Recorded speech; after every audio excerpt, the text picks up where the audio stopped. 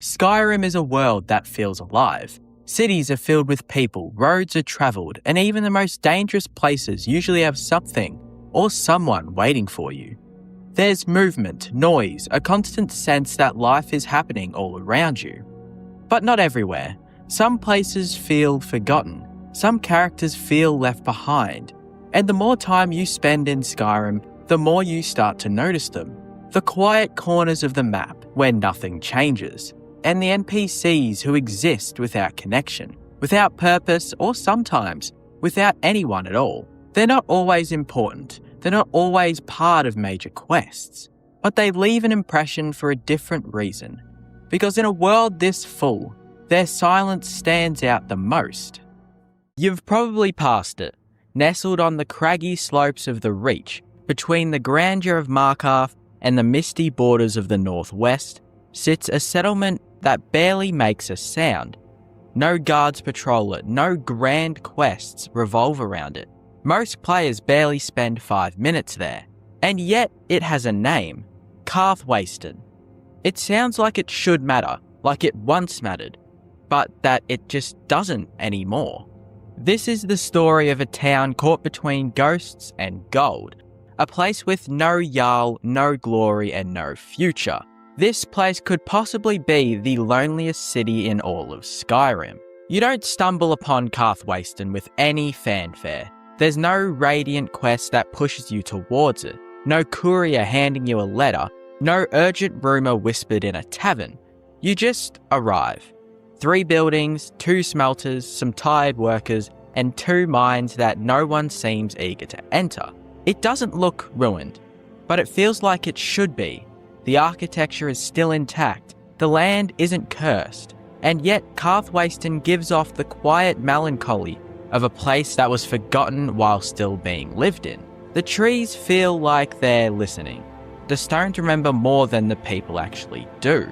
Skyrim is a land defined by borders, political, divine, cultural, and almost every major location fits neatly into a faction. Markarth belongs to the Silverbloods, Whiterun serves as the battleground for the Civil War, Winterhold clings to the College for relevance.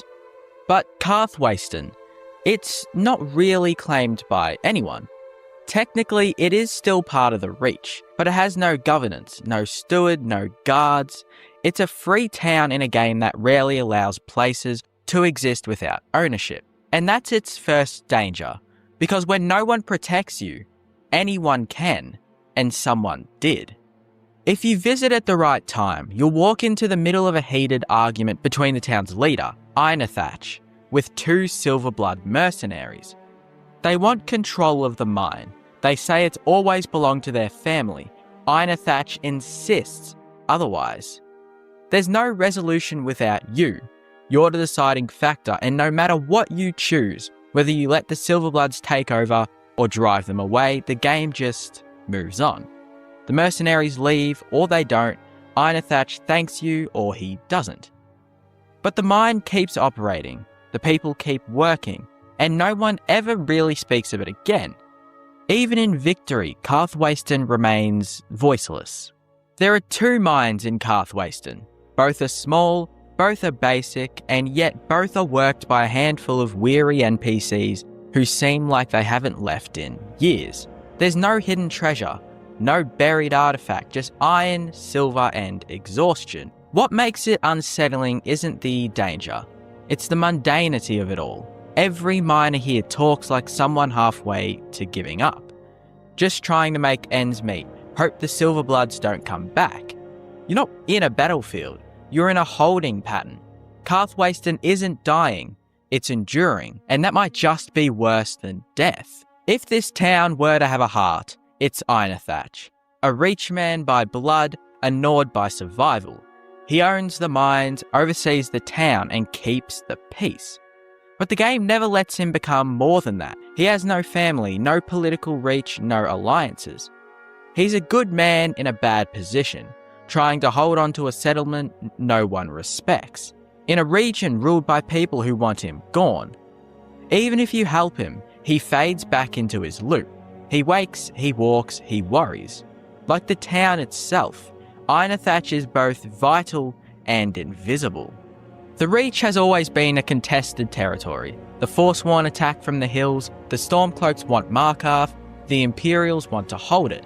And Karthwasten? Karthwasten just waits. It never gets attacked, no Forsworn raids, no Civil War battles, no dragons to send. You'd think that makes it peaceful, which it does, but doesn't at the same time. It makes it kind of empty. Because the quiet here doesn't come from its safety, it comes from its irrelevance and its isolation. Skyrim's wars pass over Karthwasten not out of mercy, but out of indifference. Even the game forgets it exists, and that makes it even more lonely than it already is. Lore nerds know the name Karth shows up elsewhere: Karth Spire, Karth River, Old Roldan. The name has history, and in older Elder Scrolls lore, Karthwasten was once a thriving trading post, a site of importance. That's not really what we see in Skyrim, however. We see the remnants, the dust, the outline of what it might have once been. There are no ruins, but there are echoes. There are only 3 buildings. The way the mine's positioned, the absence of a central building. It feels like a city that once had a spine, and now it's just kind of a ribcage. And the game never says why. It just leaves you here to feel it. Most towns in Skyrim have a shrine, or at least an altar, a symbol of belief, a thread to the divine. But not in this town. Despite its long-standing name, despite its proximity to the ancient Reachman traditions, despite the weight of myth and blood in its soil, there are no gods here. No Talos, no Kine. Just rocks, wind, and people too tired to ask for help from anyone, mortal or divine. It's spiritual silence, and in a game that's built on so many prophecies, that kind of silence is deafening. More importantly, even though Karthwasten is a small town, there's a child, a daughter. She has no dialogue, no schedule, no story. Well, because she's not there.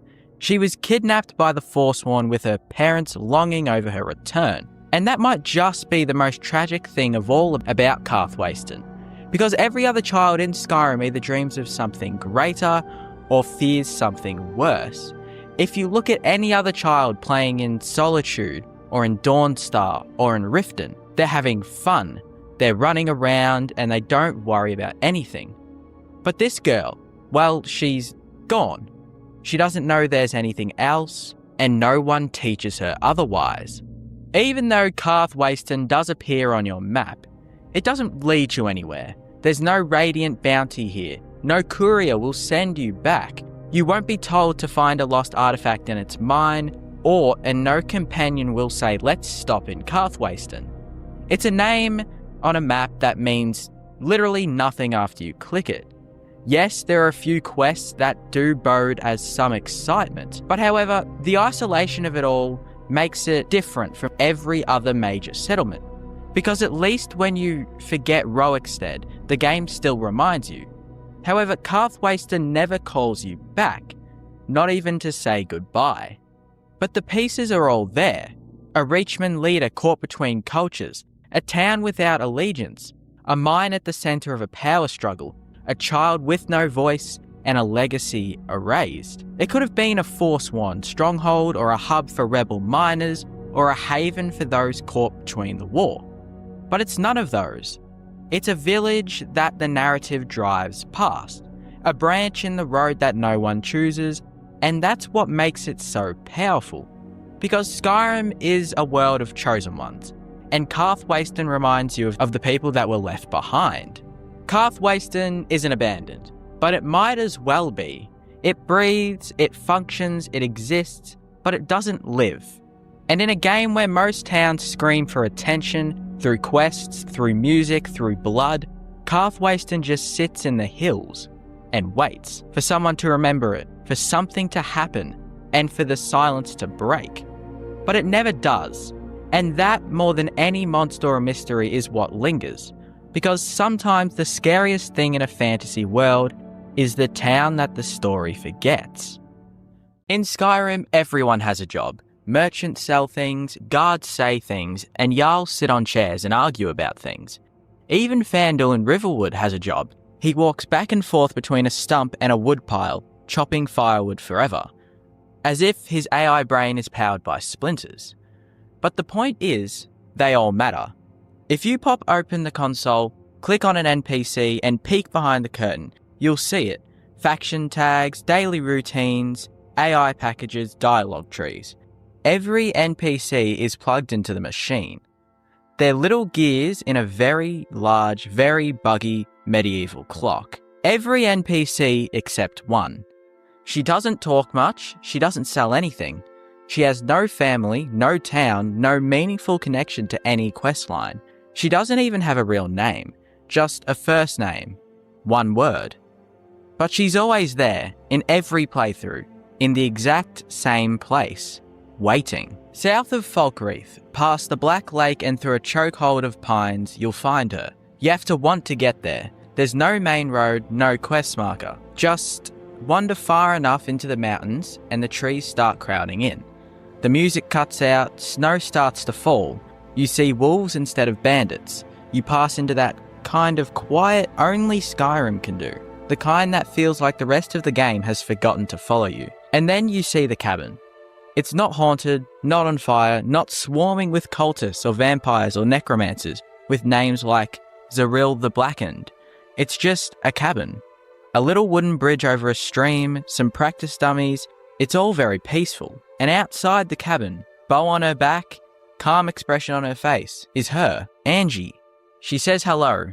You say hello back. And then she just exists. At first glance, Angie seems straightforward. She offers to teach you how to shoot a bow. It's simple. Hit the targets, get some free arrows, earn a few skill points. She even tells you a little bit about herself. Her parents were killed by the Thalmor. She came out here to live alone, and she wants to be left in peace.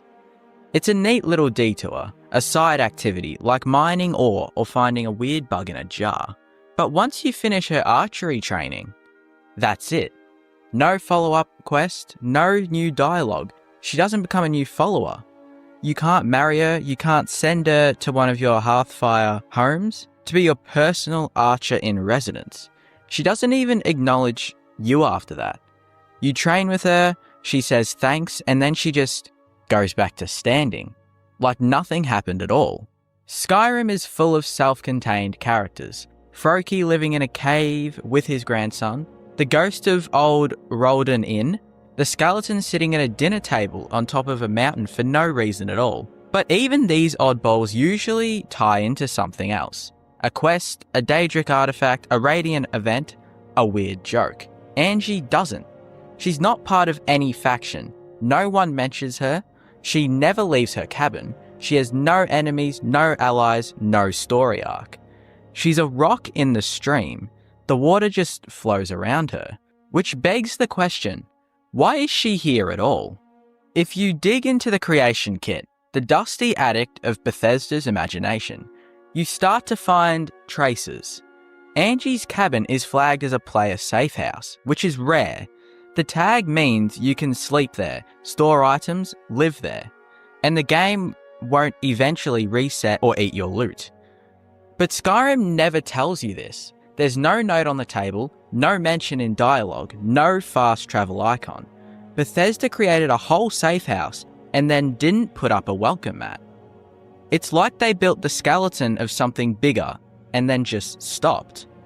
Maybe she was supposed to be a follower. Maybe she had a role in a cut questline about Thalmor or the Civil War.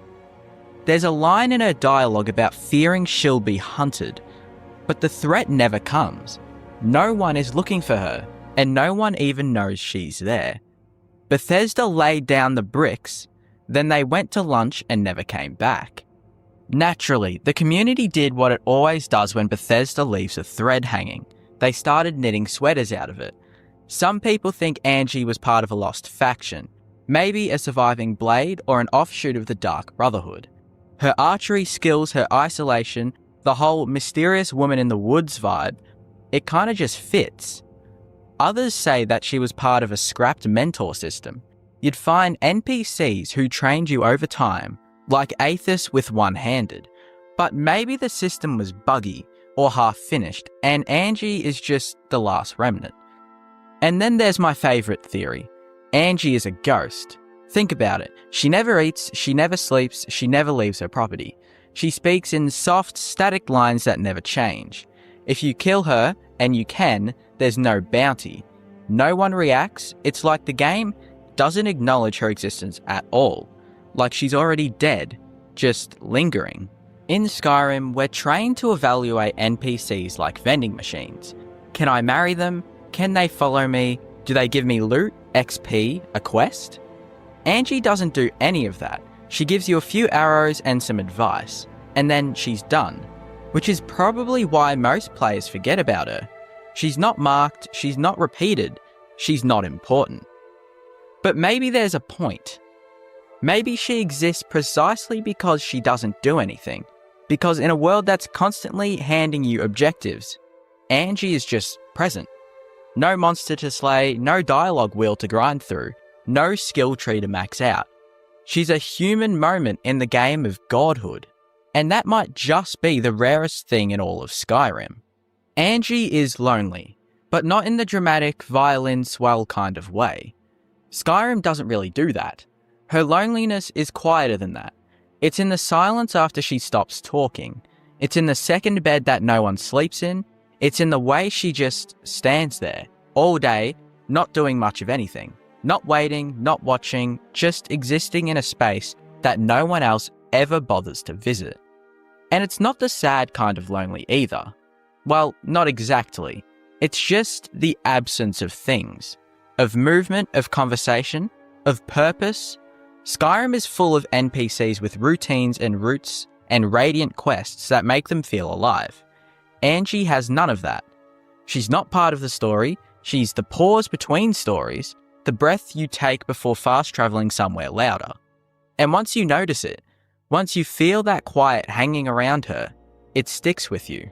We all know loneliness is baked into Skyrim. You're the Dragonborn, the Chosen One. You're everywhere and nowhere at once, saving towns, toppling kings, talking to gods. And yet somehow you're always a little bit apart. You're not from here, you're through here. And every now and then you meet someone who feels the same. Angie is one of them. She doesn't want to help, she doesn't want glory. She's not waiting for a hero to solve her problems. She just wants to be left alone. You can join her for a while, sleep in the spare bed, sit by the fire, practice your aim. But eventually you'll leave, and she'll still be there, in the same spot watching the snowfall. Or maybe not watching at all, maybe she's just existing. Skyrim is a loud game. Dragons, dungeons, shouting people off cliffs. But every once in a while, it whispers. And sometimes it whispers in the form of a woman in the woods who wants nothing from you, gives you nothing grand and leaves you with nothing but a question. Maybe Angie doesn't do anything. Maybe she just is.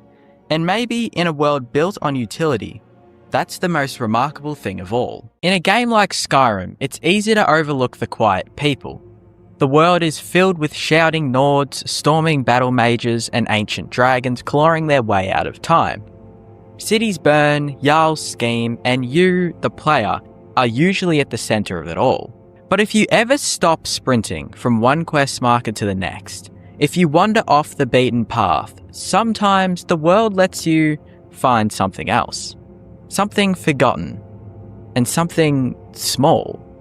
Not magical, not dangerous, just quiet and strange. If you walk through the mountains, you will come across him, in his little shack, isolated in the hills. And that's what might make him the loneliest NPC in all of Skyrim. Froki's shack is exactly what it sounds like. A tiny wooden structure half collapsed and huddled against the cliffs in the southern mountains of Skyrim. It isn't near a road, it isn't near a town. It isn't even on the way to anything, really. There's no marker, no reason to come here. Just stone, snow, and silence. If you do find it, it's probably by accident. Maybe you were scaling the cliffs looking for the Shrine of Talos. Maybe you were chasing a fox through the trees. Maybe, like me, you were just bored of fast travelling and wanted to see what lived in the margins of the map. And then you see it. A shack, a fire, some smoke. A sign that someone actually still lives up here. Froki is an old Nord, grey-haired, worn. He greets you with suspicion, like someone who stopped trusting visitors a long time ago. He wears simple clothes, no armour, no rings.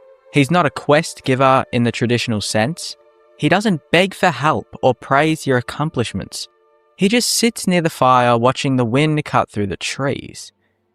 But if you talk to him, if you really stay for a while, you'll learn that Froki used to be something more. A hunter, a soldier, a worshipper of the old gods.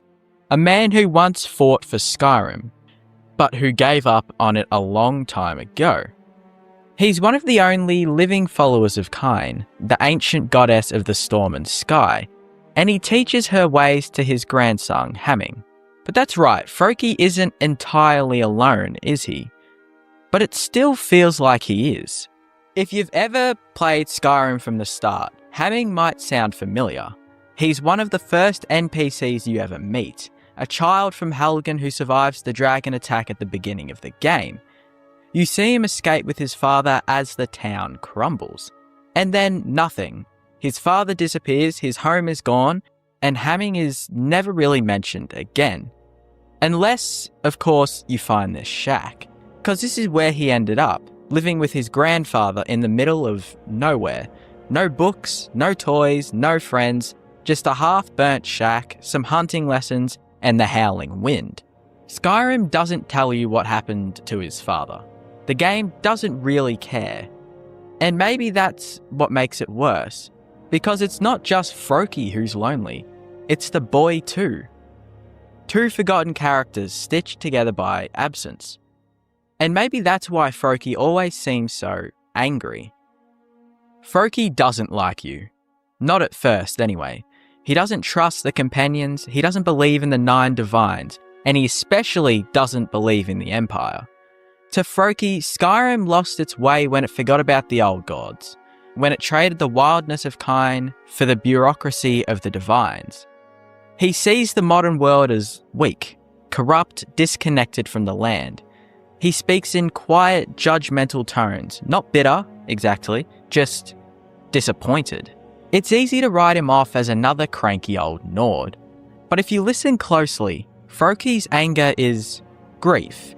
He's mourning a Skyrim that no longer exists, a time when men lived in the mountains, prayed to the sky, and didn't need thrones or temples to find meaning. That world is gone, and so Froki left the world with it. Or maybe the world left him. If you earn Froki's respect, usually by showing interest in Kyne, he gives you a quest. But not a normal one, no kill this bandit or fetch this artifact. Instead, he tells you to visit Kyne's sacred shrines and hunt the guardian spirits that dwell there. It's a simple task, go to another remote hill, fight a ghost animal, and then return. But the journey takes you across the wildest parts of Skyrim, deep forests, hidden cliffs, forgotten glades. And every time you fight one of Kyne's guardians, you realise something. These aren't really evil spirits. They're not threats. They're sacred. They're symbols of the natural world, proud, powerful, and ancient. You're not killing monsters. You're proving that you understand them. And when you return to Froki, he doesn't cheer. He just nods. Like you've finally learned something he's known for decades. Talking about Froki's home, it isn't cozy. The walls are crooked, the floor is cracked, there's no food on the table, no clutter, no warmth. There are almost no visitors except for myself and other players. No signs of trade, no books, no notes, no letters. Froki doesn't even have 2 beds, one for him and one for his grandson. So I'm assuming they sleep in the one bed. But maybe Froki's shack wasn't meant to last. Maybe it was meant to be temporary, a place of exile, or pilgrimage, or mourning. But years passed, and the world didn't ask for him to return. So he didn't. That's the question that lingers, long after you leave. Did Froki really choose this? Did he walk away from civilization because he believed in something greater? A forgotten god? A purer way of life? Or did he lose everything and build his life out of the ruins? We'll never really know, will we? Skyrim doesn't really give us any answer to this. Froki doesn't have a good backstory quest or a personal journal or a friend who speaks about him in town. He is utterly and completely disconnected from the rest of the game. And in a world where everything is usually tied together, from Daedric cults to court intrigues, that kind of disconnection is rare, because it almost feels real. People like Froki exist. People who lose faith in the world, who retreat, who vanish into the hills. Not because they hate people, but because they've been hurt by them too many times. Froki's not a villain. He's not even a hermit. He's just tired. Froki doesn't die in a grand battle. He doesn't leave behind a powerful weapon or a buried secret. When the game ends, he's still there. Still sitting by the fire, still raising a boy who lost his home. Still praying to a god no one remembers. And maybe that's what makes him the loneliest NPC in Skyrim. Not because he's alone, but because he's untouched and unclaimed by any major questline, any war, and any epic conclusion. He exists entirely outside the game's design, which means Froki isn't really here for the player. He's here for himself. Froki's shack isn't a dungeon. It's not a shrine. It's not even marked on most maps. It's just a shack, a house, in the mountains, slowly decaying under the snow. But it holds something that most places in Skyrim don't. Stillness. Not the quiet of peace, but the quiet of grief, of memory and of choice. Because Froki isn't a forgotten character. He's a character who chose to forget the world. And somehow, that's kind of more haunting. The wind never stops blowing around his home, the fire never quite warms the room, and the boy, Hamming, never says much of anything. But they're there, together, waiting for something that probably won't come. Maybe kind, maybe peace, maybe nothing. And as you leave Froki's shack and the snow begins to swallow the roof behind you, you might realise you weren't really meant to find him. But now that you have, you won't forget him. In a game like Skyrim, it's easy to overlook the quiet places. You're usually too busy slaying dragons, shouting enemies off cliffs, or watching entire cities crumble under civil war. But sometimes, if you stop rushing from quest marker to quest marker, you'll find something different. Not dangerous, not magical, just different. It's an inn, a simple wooden inn, like dozens of others scattered across Skyrim, but this one is different. Because so few come here, no one needs it, and yet it's still here, waiting. This is Nightgate Inn, and it might just be the loneliest place in all of Skyrim. Nightgate Inn is located in the snowy nowhere between Windhelm and Dawnstar. It's not near a city, it's not even near a road, it sits awkwardly in the wilderness, tucked between snowbanks and crumbling trees like someone plopped it into the world and forgot to connect it to anything. You won't find any guards here, no shopkeepers, no children running around, just the wind, the snow, and a single man behind the counter. His name is Hadreen. He runs the place, though it's never quite clear why. Let's talk about what makes this place so strange. First of all, I would like to point out that the inn, while it's out of the way from a lot of the Skyrim world, it did help me in some ways as I was making the perilous journey from Whiterun to Winterhold, for no apparent reason other than the fact that I was bored and didn't want to fast travel like everyone else. The inn made for a great resting stop as a blizzard started to kick up and my horse began to believe it was a bad idea to keep going. But anyway, in Skyrim, inns serve a purpose. In Whiterun, the Banned Mare is filled with locals, mercenaries, and travellers. In Riften, the Bee and Barb is packed with shady characters and drunks. They are social spaces, alive with conflict, conversation, and narrative potential. But Nightgate Inn? Nightgate Inn is silent. When you enter, there's no music. Just the low hum of a fire pit and the occasional cough from the man behind the bar. Sometimes a few NPCs will be there. The orc who basically just stays in the cellar every day, and Full Theme, an old man who basically also lives there as well, even though he complains about it 24/7. This place does feel like a hiding spot. like it wasn't made for comfort. Comparing this to Whiterun's Inn, the Bennard Mare, in which you walk in and are immediately greeted by a man drumming or playing the flute, and more than one person sitting down. Nightgate Inn just seems like one of those ghost towns you'd find in the middle of the American desert. The main room of the inn gives off a vibe that it hasn't seen more than 20 people in the last few years, and that's what gives it such an odd vibe. This is where it gets weirder. There is no town around Nightgate Inn, no village, no associated mine, no travellers. It's not near a trade route, there's nothing to support it, and to be honest, the only reason I found it was because I was making the journey from Whiterun to Winterhold through the mountains. Most inns in Skyrim are placed where they make sense. Riverwood has one because it's a lumber town, Ivarstead has one because it's at the foot of the 7,000 steps. But Nightgate, it's the middle of nothing, which raises the question, why does this building actually exist? And who was it really meant to serve? But we don't really get an answer, not in the game, not in the dialogue, and not in the lore. You could argue that it's for hunters or passerbys, but even that feels like a stretch. There are almost no random encounters nearby, no patrols, no carriages, no foot traffic. However, there's the odd chance that you do end up passing by a trio of people travelling to another town through the mountains. But you have to go out of your way to find this place, and when you do, it feels like you weren't supposed to be here at all, like the world forgot to erase it. Let's talk about Hadring. He's the innkeeper. He has a little family who he talks about in his dialogue. He mostly only talks about how the inn was built by his great-grandad. No backstory and no apparent life outside of this single room.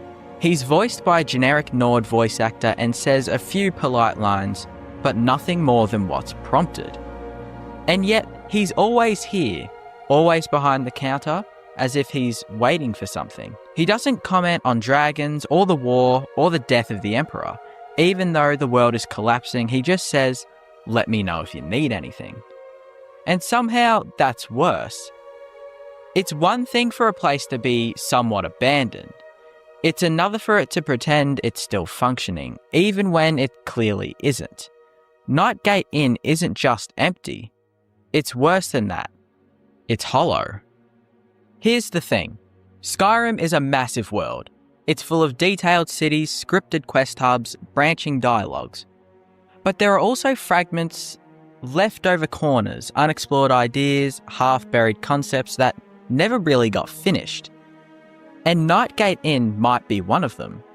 It could have been meant for something bigger, a town that never got built, a quest line that was cut, a hub that lost its context. But instead of deleting it, Bethesda left it in, fully furnished, lightly populated, and completely detached from everything else. It's like finding a chair in an empty warehouse. You sit in it, but you can't shake the feeling that you weren't meant to. But most importantly, the Nightgate Inn probably just acts as a rest stop for any traveller who dares to go through the mountains. And that makes it one of the most remarkable places in Skyrim. A place that was built to house people, but houses almost no one. But who was Hadring before all this? There's no quest about Hadring and no journal. But this absence invites questions. Who is this man really? And why did he choose this place? We know that his great-grandad founded this inn. But given no one ever comes here, except for the Orc and Fultheme, why would he stay? Hadring could have run an inn in any major hold. Inns are always needed in cities like Solitude or Riften. Instead, he chose to live alone in a snow-blanketed ruin of a road, serving close to no one. Even bandits don't wander in. That's not bad business, that's intentional isolation. Maybe this place wasn't always empty. Maybe there was once a nearby lumber camp or a mountain pass that got buried. Maybe Hadring stayed behind when everyone else left. Or maybe he was sent here in exile, a punishment disguised as hospitality. He never complains, he never asks for help, he just waits, every day and every hour. Waiting for customers who never come, selling food no one eats, making beds no one sleeps in. And maybe, just maybe, he prefers it that way. Nightgate Inn might not be haunted by ghosts, but Hadring himself feels like one. A remnant of a forgotten purpose, a man who chose silence when the world had too much noise. What's truly eerie about Nightgate Inn is that you, the player, are often its first real visitor in years. When you walk in, nothing special happens. There's no cutscene, no quest marker. Just the quiet acknowledgement that you've stumbled into a place that rarely sees visitors. And that's where the discomfort begins. Because Skyrim is a game of recognition. Walk into Whiterun and people know your name. Bards sing about your exploits. Enemies run from your shouts. But at Nightgate Inn, no one knows you. No one even seems to care that you're there. It's like the world pauses, or maybe forgets you exist while you're inside. This makes Nightgate one of the few places in the game where your power means absolutely nothing. You could be the Dragonborn, or the listener of the Brotherhood, and Hadring still just shrugs and offers you a bed. And maybe that's why this place feels so lonely. Not because who's in it, but because of what it strips away from you. The attention, the purpose, the noise. For a few minutes, you're not a hero or a killer. You're just another quiet guest in a place that's trying to forget. Nightgate Inn isn't haunted. It isn't magical. There's no big twist, no boss fight, no secret treasure. It's just lonely. A perfectly good building, fully staffed with food, drinks, and beds. And no one to use it. A place made for community that has none. A space meant for warmth that now just holds air. And maybe that's the point. Because not everything in Skyrim has to be dramatic or epic or game-changing. Sometimes the emptiest places are the ones that speak the loudest. Skyrim is filled with people. Hundreds of them. Farmers, guards, innkeepers, mages, bandits, children who yell at you like you stole their lunch money. Each one of them exists for a reason. Or at least they try to. Some give you quests, some sell you potions, some dramatically die in front of you to prove that this dungeon means business. And then there's Snorid, a man so unremarkable, so untouched by questlines, so entirely devoid of purpose, that he accidentally becomes one of the most fascinating NPCs in the game. Snorid doesn't roam the roads of Skyrim. He doesn't stand out in the wilderness, waiting for players to stumble across him like some forgotten side character in a B plot that never got written. He lives in solitude. More specifically, he sleeps in the East Empire Company warehouse, a restricted access zone you're not supposed to enter unless you're on official business, which you probably aren't. And that's fitting, because Snorid doesn't want to be seen. You'll find him curled up on a bedroll, tucked away among crates and clutter. He doesn't patrol, he doesn't eat, doesn't work, he just sleeps. And sleeps, and sleeps. Like a man trying to speedrun through life with the fast travel button permanently held down. The only time he ever gets up is if he's attacked, at which point he'll fight back, briefly, then return to unconsciousness, metaphorically and probably literally. And if you do try to talk to him, he gives you the warm, friendly greeting of, "You're not supposed to be in here." That's it? That's the extent of Snorid's engagement with the world. Here's the thing. Almost every other NPC in Skyrim is part of a machine. A radiant system, a faction quest, a city's ecosystem. They fit in the game's design like gears in a clock. Snorid is like a marble in a blender. He doesn't move, he doesn't connect to the world in any real way. If you removed him from the game, I bet 99.9% of players would never even notice. He's not a character, he's the absence of one, which is weirdly bold when you think about it. In a game about shouting dragons out of the sky and becoming the champion of 16 different gods, Snorid is just trying to get through the day. He's like an anti-hero, but not in the edgy, morally grey way. More like an anti-entity, if that makes any sense at all. He defies narrative, and maybe, just maybe, that's the narrative Bethesda were going for. Okay, so maybe he's just a dock worker, right? He's in a warehouse, maybe he's off shift. Nope. Snorid has no job routines at all. No AI packages for hauling crates or clocking in at the East Empire Company. He's not listed in the employee registry in any meaningful way beyond existing. You don't see him hauling anything. He never interacts with anyone. There are NPCs in the warehouse who do go about their business. Snorid is not one of them. He has a job title, technically. Technically, he's a Nord employee, but that's about it.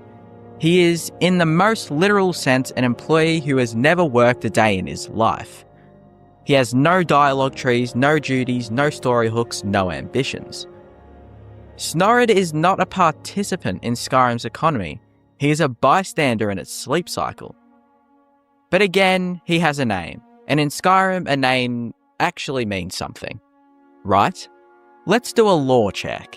Open the wikis, comb through the UESP, look at game files, try to find a journal, a letter, a passing reference in someone else's quest. Anything to tell us about Snorid. Well, if you happen to do that, you won't find anything at all. There's no backstory, no implication of a backstory, no hints that a backstory might have once been drafted and then deleted. Snorid exists without context. He's not mentioned by any other NPC, he doesn't write, doesn't speak, doesn't appear to age, he just is. In a city filled with corruption, military tension and royal politics, Snorid is none of it. He is the most background character imaginable, which somehow makes him stand out even more. Let's give Bethesda some credit. What if Snorid is deliberate? What if he's meant to represent something? A developer joke? An artistic metaphor? A weird social experiment to see how many people would sneak into a restricted area and find a man taking a decades-long nap? There's something almost performance art about it. You have hundreds of characters fighting and yelling and dying to give the game its drama and texture, and then one guy who's just sleeping on the job. He doesn't need your help, he doesn't want your attention, he doesn't want to be awake. He is the silent witness to a world in motion. Skyrim is tearing itself apart, literally, and Snorid's just hoping it'll quiet down before his next REM cycle. Honestly, he might be the smartest one in the whole province. Here's what's wild. Despite doing nothing at all, Snorid has a small but devoted fan base. You'll find posts about him on forums. Who is this guy in the warehouse? Why is there a Nord just sleeping in solitude? What's the whole point of Snorid? Some players even roleplay explanations for him.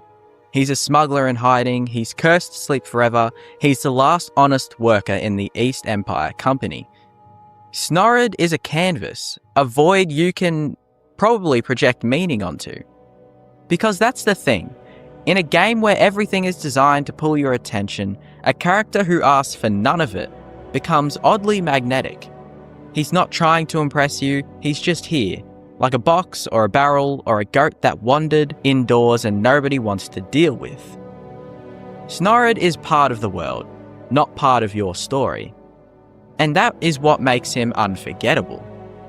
Let's zoom out. Snorid is, in many ways, a weird commentary on NPCs themselves. What does it mean to be a character in a world built entirely around the player? If every other NPC exists for you, to teach you something, to fight you, to quest with you, then Snorid's refusal to participate is almost revolutionary. He's not broken, he's resistant. He's the first NPC who's looked at the player, shrugged and said, "Nah, I'm good." Maybe he knows he's in the game. Maybe he's achieved a higher level of awareness. He's the NPC who realized the futility of it all. While others chase glory, fame, dragon-slaying titles, and enchanted swords, Snorid has reached enlightenment. He is free. Or, maybe someone just forgot to delete him during development. But let me dream, I don't know. Let's be honest. Not all of us are the Dragonborn. Most of us are, Snorid. We stay in bed longer than we should. We try not to attract attention. We have no grand quest. You don't shout people off mountains or become head of the East Empire Company in a week. We just exist, watching things happen around us, occasionally wondering if you're supposed to do something else, rather than watch a video about a Skyrim NPC who does nothing at all. Snorid is the mirror we rarely want to look into. He's what happens when a game built on power fantasies leaves a crack open for ordinary silence. And somehow, The silence is louder than any dragon shout. He doesn't fight the world, he endures it, quietly and alone. Maybe that's depressing, but maybe it's really not. Maybe it's a kind of comfort. Because if Snorrid can find peace in just sleeping in a drafty warehouse, maybe we all can as well. Snorrid is an NPC who does nothing. Not metaphorically, not hyperbolically, literally nothing. No quests, no fights, no purpose, and no arc. And yet, he stays in your mind.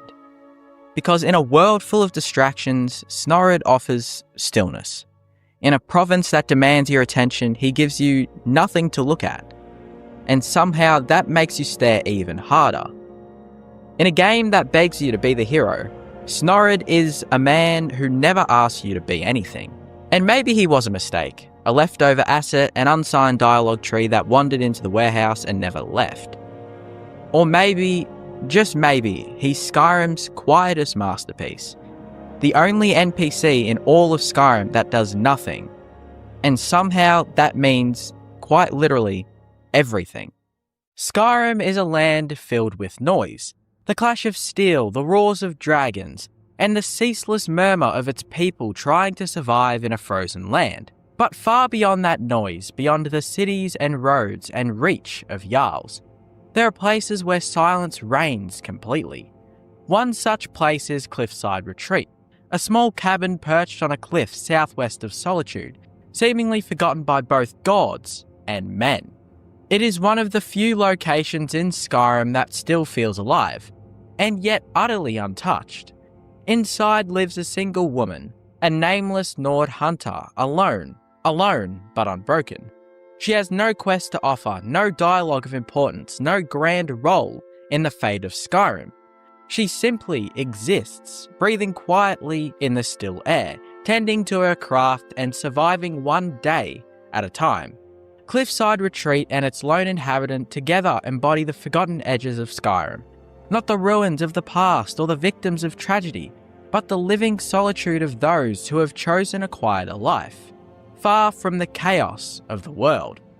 Cliffside Retreat is exactly what its name suggests, a retreat from everything. It stands high in the rocky wilds of Harfinger, its small chimney puffing faint smoke into the cold mountain air. To reach it, one must navigate a narrow, twisting path surrounded by wolves and bears, with no signposts or civilization to guide the way. The cabin itself is humble, a single room with a cooking pot, a bed and a few animal pelts, and the faint smell of smoke and pine. It's the kind of place easy to overlook, yet impossible to forget once found. The woman who lives here is often outside when you arrive, bow in hand, scanning the horizon for game. She greets no one, she neither attacks nor welcomes you. She simply exists, a reminder that not everyone in Skyrim seeks adventure or glory. Some seek only peace, however fragile. The Hunter of Cliffside Retreat has no name in the game's records. She is simply Hunter, a woman of few words and fewer needs. She hunts for food, crafts from the land, and lives off whatever she can gather from the wilderness. She is not aligned with any faction, not tied to any quest. She is one of Skyrim's rarest types of NPCs. A person who exists without reason in terms of the game's structure, but with great reason in the world's logic. She is the embodiment of Skyrim's quiet resilience. Many players overlook her entirely. Others find her and assume she has a quest, a story, a hidden dialogue option, but there is none. When you speak to her, she offers the same brief, functional words as any hunter in the wild. And then, when you leave, she returns to her solitude, unbothered, unchanged. That makes her presence hauntingly beautiful. In a land obsessed with prophecy, her existence is purely human. She is not meant to change the world. She's simply trying to live in it. It's easy to mistake isolation for tragedy, but in Cliffside Retreat, the silence feels intentional. Unlike other remote NPCs who have been stranded or cursed, this hunter seems at peace with her seclusion. Her cabin is neat, her tools well kept, her life orderly. The sense is not of exile, but of choice. She chose to leave behind the bustle of the cities, the danger of politics, and the noise of other people. There is dignity in that choice. While most of Skyrim's people cling to the protection of walls and guards, she stands alone in the wild, surviving without need for anyone. It's a life that is difficult, dangerous, and yet deeply authentic, the purest reflection of Skyrim's harsh beauty. In a world where dragons scorch towns and war tears apart families, perhaps solitude is the only sane response. Harfinger is one of Skyrim's most rugged regions.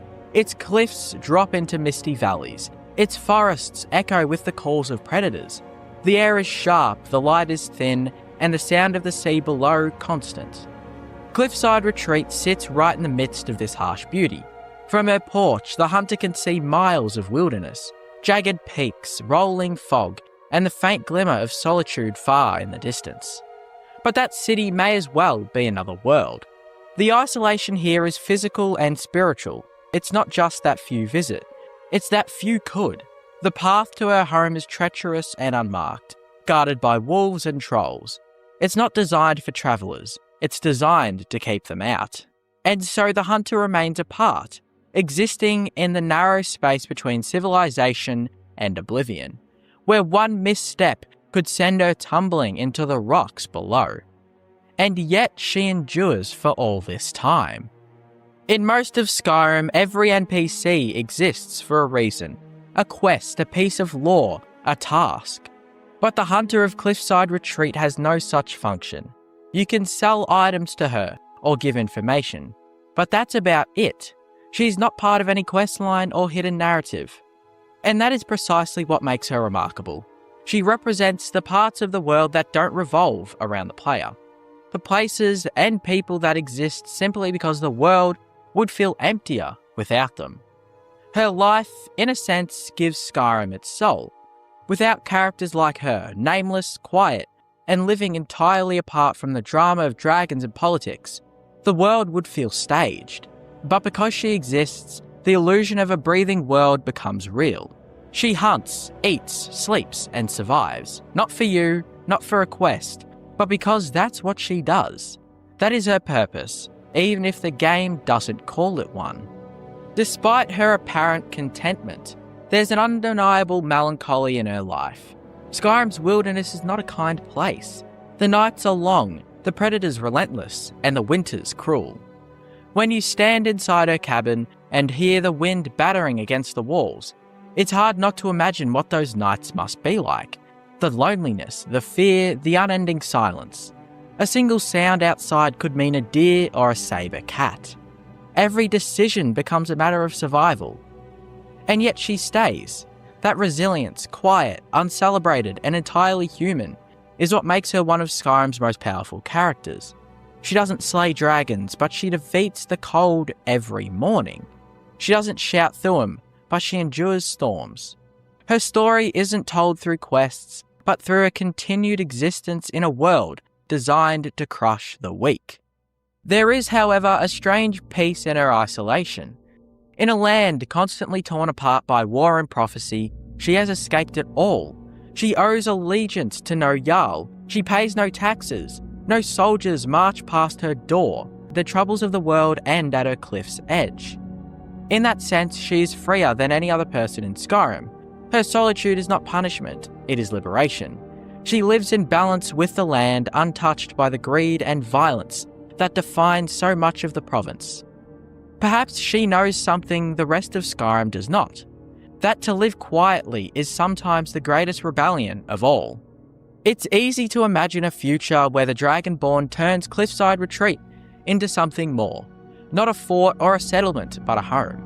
The cabin's location makes it perfect for peace, overlooking breathtaking vistas, shielded from roads and politics alike. With little work, it could become a sanctuary, a hunting lodge or a refuge for those wary to Skyrim's endless conflict. Perhaps even the hunter herself could become a companion or a teacher, passing on her quiet wisdom about the land, the animals, and the survival herself.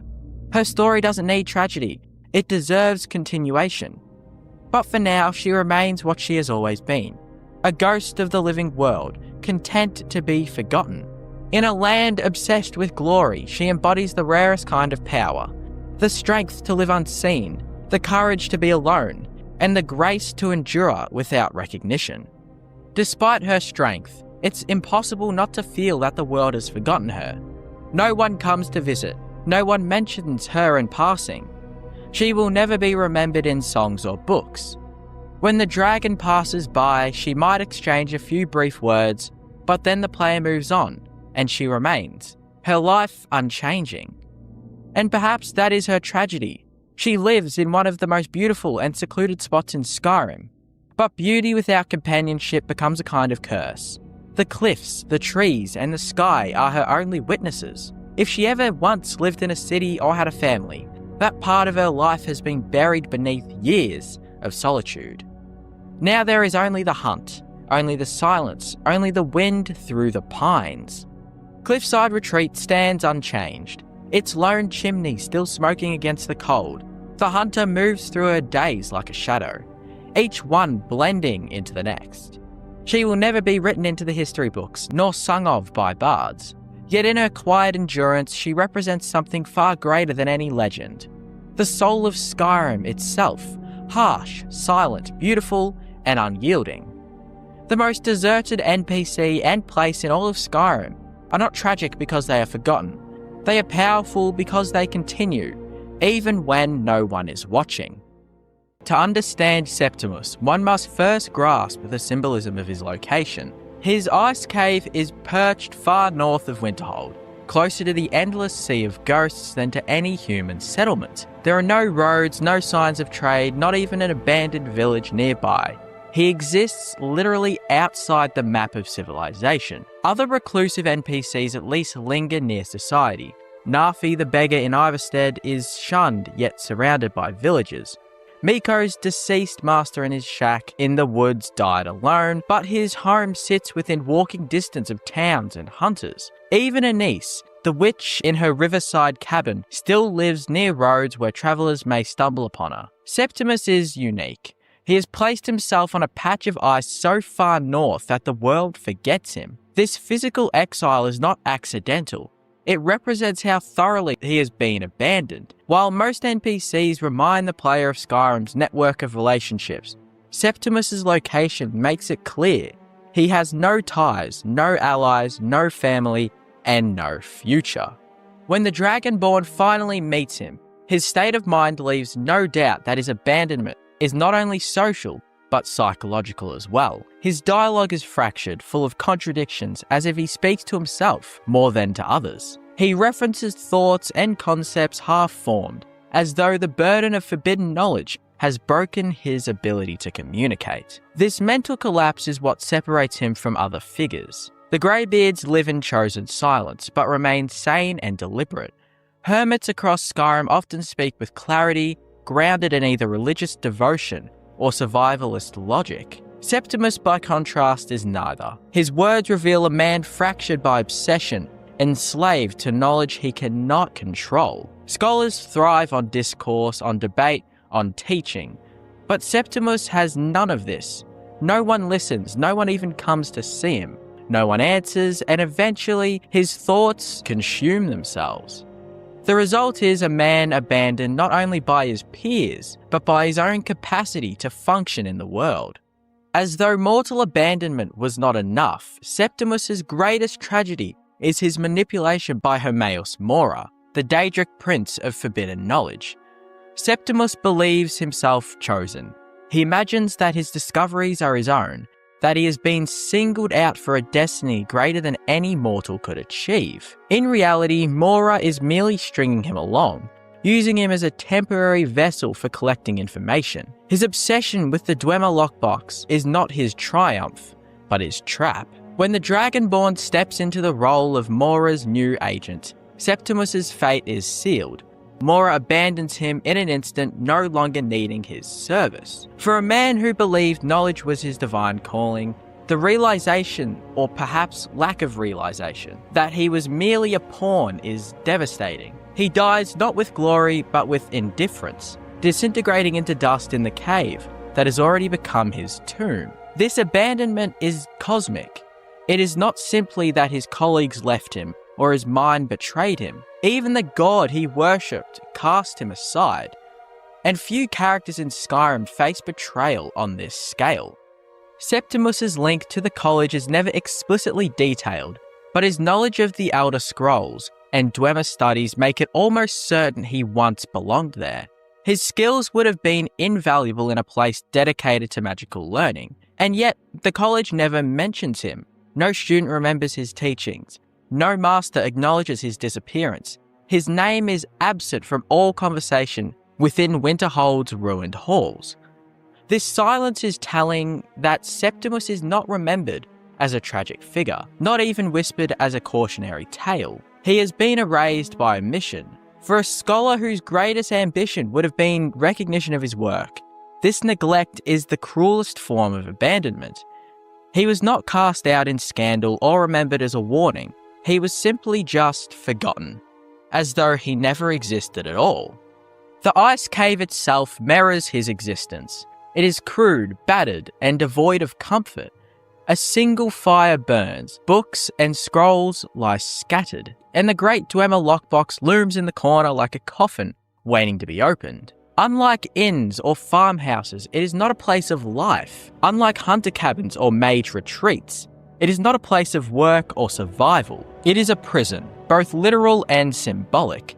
Septimus cannot leave because his obsession binds him to the lockbox. He is its caretaker, its watchman, and its victim. When he finally dies, the cave does not change. It remains frozen on the ice, an abandoned place reflecting its abandoned master. To stumble upon it after his death is unsettling. The fire still burns, but the man is gone, erased as thoroughly as if he had never lived there at all. And the cave becomes a ghostly reminder of the most abandoned man in Skyrim. The Dragonborn's interaction with Septimus is brief compared to the scale of Skyrim's adventures. They arrive, they listen, they aid him in his tasks, yet their presence only highlights his loneliness. For a short time, Septimus has contact with another person, perhaps the first in years, but even this is hollow. The Dragonborn is not his friend nor his saviour. They are his tool, just as he is Hermaeus Mora's tool. When his usefulness ends, the Dragonborn cannot save him. They can only watch as he disintegrates, leaving nothing behind. The player's role as witness underscores the tragedy. Septimus's abandonment is so complete that even the protagonist of Skyrim, the most powerful figure in Tamriel, cannot alter his fate. Perhaps the greatest tragedy of Septimus's loneliness lies in what it could have been. His knowledge of the Elder Scrolls and Dwemer technology places him in the most brilliant minds of his age. He could have been a leading figure at the college, guiding generations of students. He could have contributed to Skyrim's understanding of magic and history. He could have written books, shaped debates, or even served rulers with his insight. Instead, his genius curled into obsession. His isolation prevented collaboration. His fixation closed him off from dialogue. And his devotion to a Daedric prince consumed his sanity. All his potential ended in ashes on the floor of his cave. Abandoned by others, abandoned by himself, and abandoned by the god he trusted, Septimus is the embodiment of wasted brilliance. In the end, Septimus Signus is the most abandoned NPC in Skyrim, because he is abandoned in every possible sense. His cave is abandoned on the ice, his mind abandoned by reason, his body abandoned by the Daedra, his memory abandoned by the college. He leaves no descendants, no allies, no students, and no legacy. He leaves only a cave that few will ever find and fewer will ever care about. His tragedy is not one of violent death or battlefield glory. It is the slow suffocation of neglect, obsession, and cosmic indifference. And that is why Septimus Signus, mad scholar of the Elder Scrolls, deserves the title as the most abandoned NPC in all of Skyrim. Skyrim is a world built on movement. People travel, stories unfold, and almost everywhere you go, there's a sense that something is happening, something continuing, even when you're not there. But these places and these characters, they don't move, they don't change, they don't connect. They just exist quietly, almost unnoticed, tucked away from everything else the world has to offer. And that's what makes them stand out. Because in a game filled with noise, conflict, and constant activity, loneliness isn't something you expect to feel. But when you find it in an empty camp, a forgotten ruin, or a single NPC with no one around them, it lingers far longer than anything else. Not because of what's there, but because of what isn't. Skyrim is a world built on discovery. You explore caves, ruins, forgotten towers, always expecting treasure, enemies, or maybe a bit of lore along the way. Most of the time, you know what you're walking into, but sometimes you don't. Sometimes you find something that doesn't fit, something that isn't just dangerous, but unsettling in a way that lingers long after you've left. A scene that tells a story without saying anything. A place that feels wrong even when it's quiet. Discoveries that make you stop not because of what you have to fight, but because of what you're looking at. And the thing is, Skyrim never announces these moments. You just stumble into them. A hidden room, a journal left behind, a detail that doesn't make sense at first, until it does. And when it does, it changes how you see the place entirely. These aren't the biggest locations, they're not the most important, but they are the ones that stick with you, because they show a different side of Skyrim, one that isn't about adventure or heroism, but something much darker and much quieter, and far harder to forget. Windhelm already feels cold the moment you set foot in the city, and not just because of the snow. It's a city built on tension, political, cultural, social, and that tension gives it a kind of harshness that you don't feel in other major holds. People are divided, conversations are sharp, and there's a constant sense that something is just slightly off beneath the surface. But even within a city like that, the events of Blood on Ice stands out as something different. Not louder, not more dramatic, but more personal, more invasive. Because instead of facing an external threat, you're dealing with something that's already inside the city, hiding in plain sight.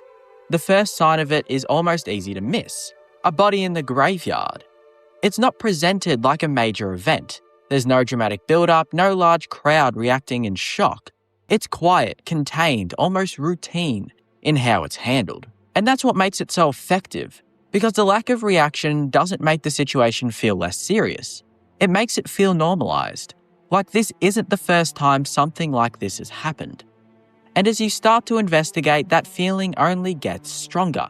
The killer, eventually revealed, isn't some distant figure operating from the shadows of a dungeon or hidden ruin. He's part of the city. He runs a shop. He speaks to you like any other NPC. There's nothing immediately threatening about him, nothing that signals what he really is. And that's what makes the discovery so unsettling, because it reframes everything. You've walked past him, you've interacted with him, and all the while he's been responsible for something far darker than anything happening outside the city's walls. His motives make it even worse. He isn't killing randomly, he's collecting. Harvesting body parts in an attempt to reconstruct someone he's lost, driven by a twisted, obsessive logic that feels disturbingly grounded. It's not about power or chaos or even survival. It's about control, about reshaping life itself in a way that shouldn't be possible. And that's where the quest shifts from being a simple investigation to something far more uncomfortable. Because you're no longer just stopping a murderer, you're uncovering the mindset behind it, the reasoning, the justification. And the more you understand it, the more unsettling it becomes. The clues scattered throughout the quest reinforces this. The journals, the amulet, the hidden room. They don't just point you toward the killer, they built a picture of what's been happening over time. This isn't a sudden event, it's a pattern. A series of actions carried out methodically, repeatedly, without being stopped. And that raises an important question. How did it go unnoticed for so long? Windhelm is a major city. It has guards, leadership, structure, and yet something like this was able to continue within its walls. That suggests a level of neglect or distraction, or simply a failure to look closely enough at what's happening internally. Because the city is focused elsewhere, on politics, on division, on everything else happening on the surface. And while all of that attention is directed outward, something far more disturbing is happening quietly in the background. That contrast is what makes Windhelm such an effective setting for this quest. It's already a city defined by conflict, But that conflict is visible, obvious, constantly discussed. The Butcher operates outside of that. He doesn't contribute to the chaos. He exists beneath it, unnoticed because everyone is too focused on something else. And that makes the threat feel more real, because it's not something you can prepare for. It's not something you can see. It's something that exists alongside the normal life, hidden within it. The structure of the quest itself adds to this unease. You're not guided clearly from one step to the next. There's ambiguity, multiple paths, the possibility of false conclusions. You can accuse the wrong person. You can follow leads that seem convincing, but ultimately misdirect you. And that lack of clarity mirrors the nature of the crime itself. Nothing is obvious. Nothing is straightforward. You have to piece it together. And even when you do, there's a lingering sense that you've only uncovered part of it. The house becomes a focal point for all of this. It's not just a location, it's a record. A place where everything comes together, where the evidence isn't just presented, but embedded in the environment. The hidden room, the strange arrangements of items, the notes. It all tells a story without needing to say it directly. And that story is deeply unsettling because it's quiet. There's no spectacle to it, no dramatic confrontation, just a realization of what's been happening in a space that looks, on the surface, like any other home. That's what makes it stick, the normalcy of it all. The way something so disturbing can exist within something so ordinary. Even after the quest is resolved, that feeling doesn't fully go away. The killer is stopped, the killings end, but the city doesn't fundamentally change. Windhelm remains what it is, a place divided, focused on its own conflicts, moving forward without fully acknowledging what just happened. And that lack of resolution is important, because it suggests that the problem wasn't just the killer, it was the environment that allowed him to operate. A city where attention is divided, where certain things go unnoticed, where something like this can exist without being immediately confronted. That idea lingers because it extends beyond Windhelm.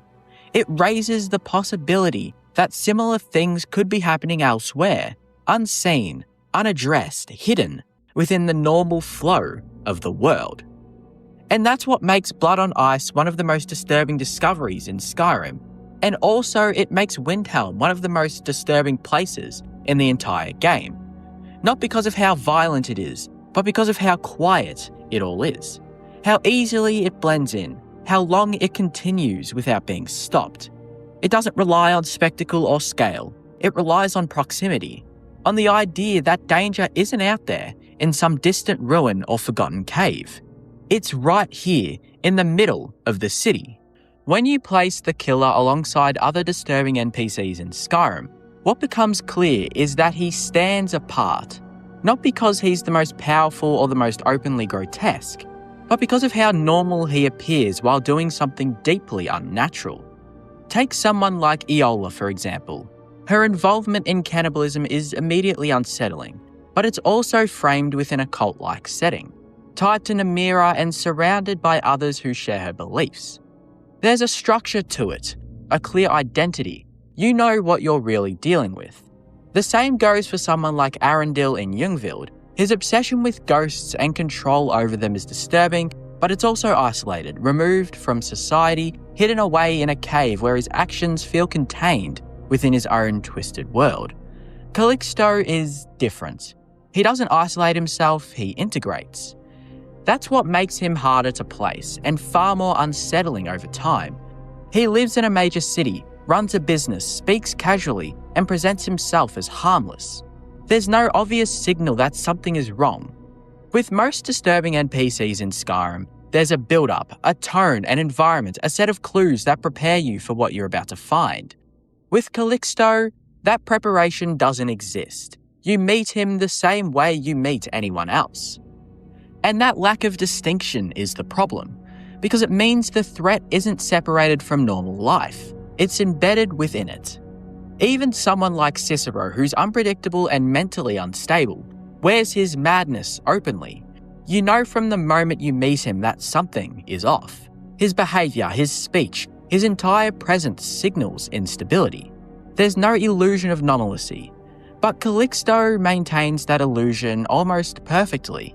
He doesn't draw attention to himself, he doesn't stand out in a way that would make you question him immediately. He blends in, and that's what puts him in a different category. Even compared to figures tied to Daedric princes, characters who commit terrible acts under the influence of higher controls, Calixto feels more grounded, and because of that, more disturbing. He isn't being controlled, isn't following divine commands, isn't acting as part of some larger cosmic force. His actions come from his own reasoning, his own obsession, his own decision to cross that line. There's no external excuse, no influence to point to, just intent. That makes his actions feel more personal, more deliberate, and harder to distance from. You can understand the framework of a Daedric cult or a corrupted mage, even if you don't agree with it. But Calixto's logic sits in a different space, one that feels closer to reality, closer to something that doesn't need magic or divine interference to exist. And that's what ultimately sets him apart from the rest. And Windhelm amplifies that feeling in a way no other city really could. This is a place already defined by division, suspicion, and distraction. The tension between Nords and Dunmer, the constant political pressure, the rigid social lines, it all pulls attention outward. People are focused on each other, on visible conflict, on problems they can clearly identify. And in doing so, they miss what's happening right in front of them. Calixto doesn't need to hide particularly well in a city like this. He just needs to exist within it. Windhelm creates the perfect environment for something like him to go unnoticed. Not because it lacks structure, but because that structure is pointed in the wrong direction. The city is looking everywhere except where it needs to. And that's what makes the entire situation hit harder. Because it's not just about one man doing something horrific. It's about a place that allowed it to happen. A city so focused on its surface level conflicts that it failed to see something far worse beneath them. And once you realise that, the unease doesn't stay contained to the quest.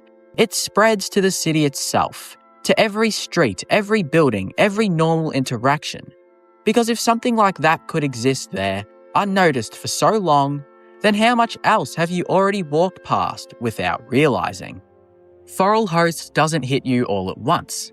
It settles in slowly, and by the time you understand what you're looking at, it's already too late to see the place as just another dungeon. On the surface, it's a Nordic ruin, one of many scattered across Skyrim, filled with dragar, traps, and the usual signs of ancient burial.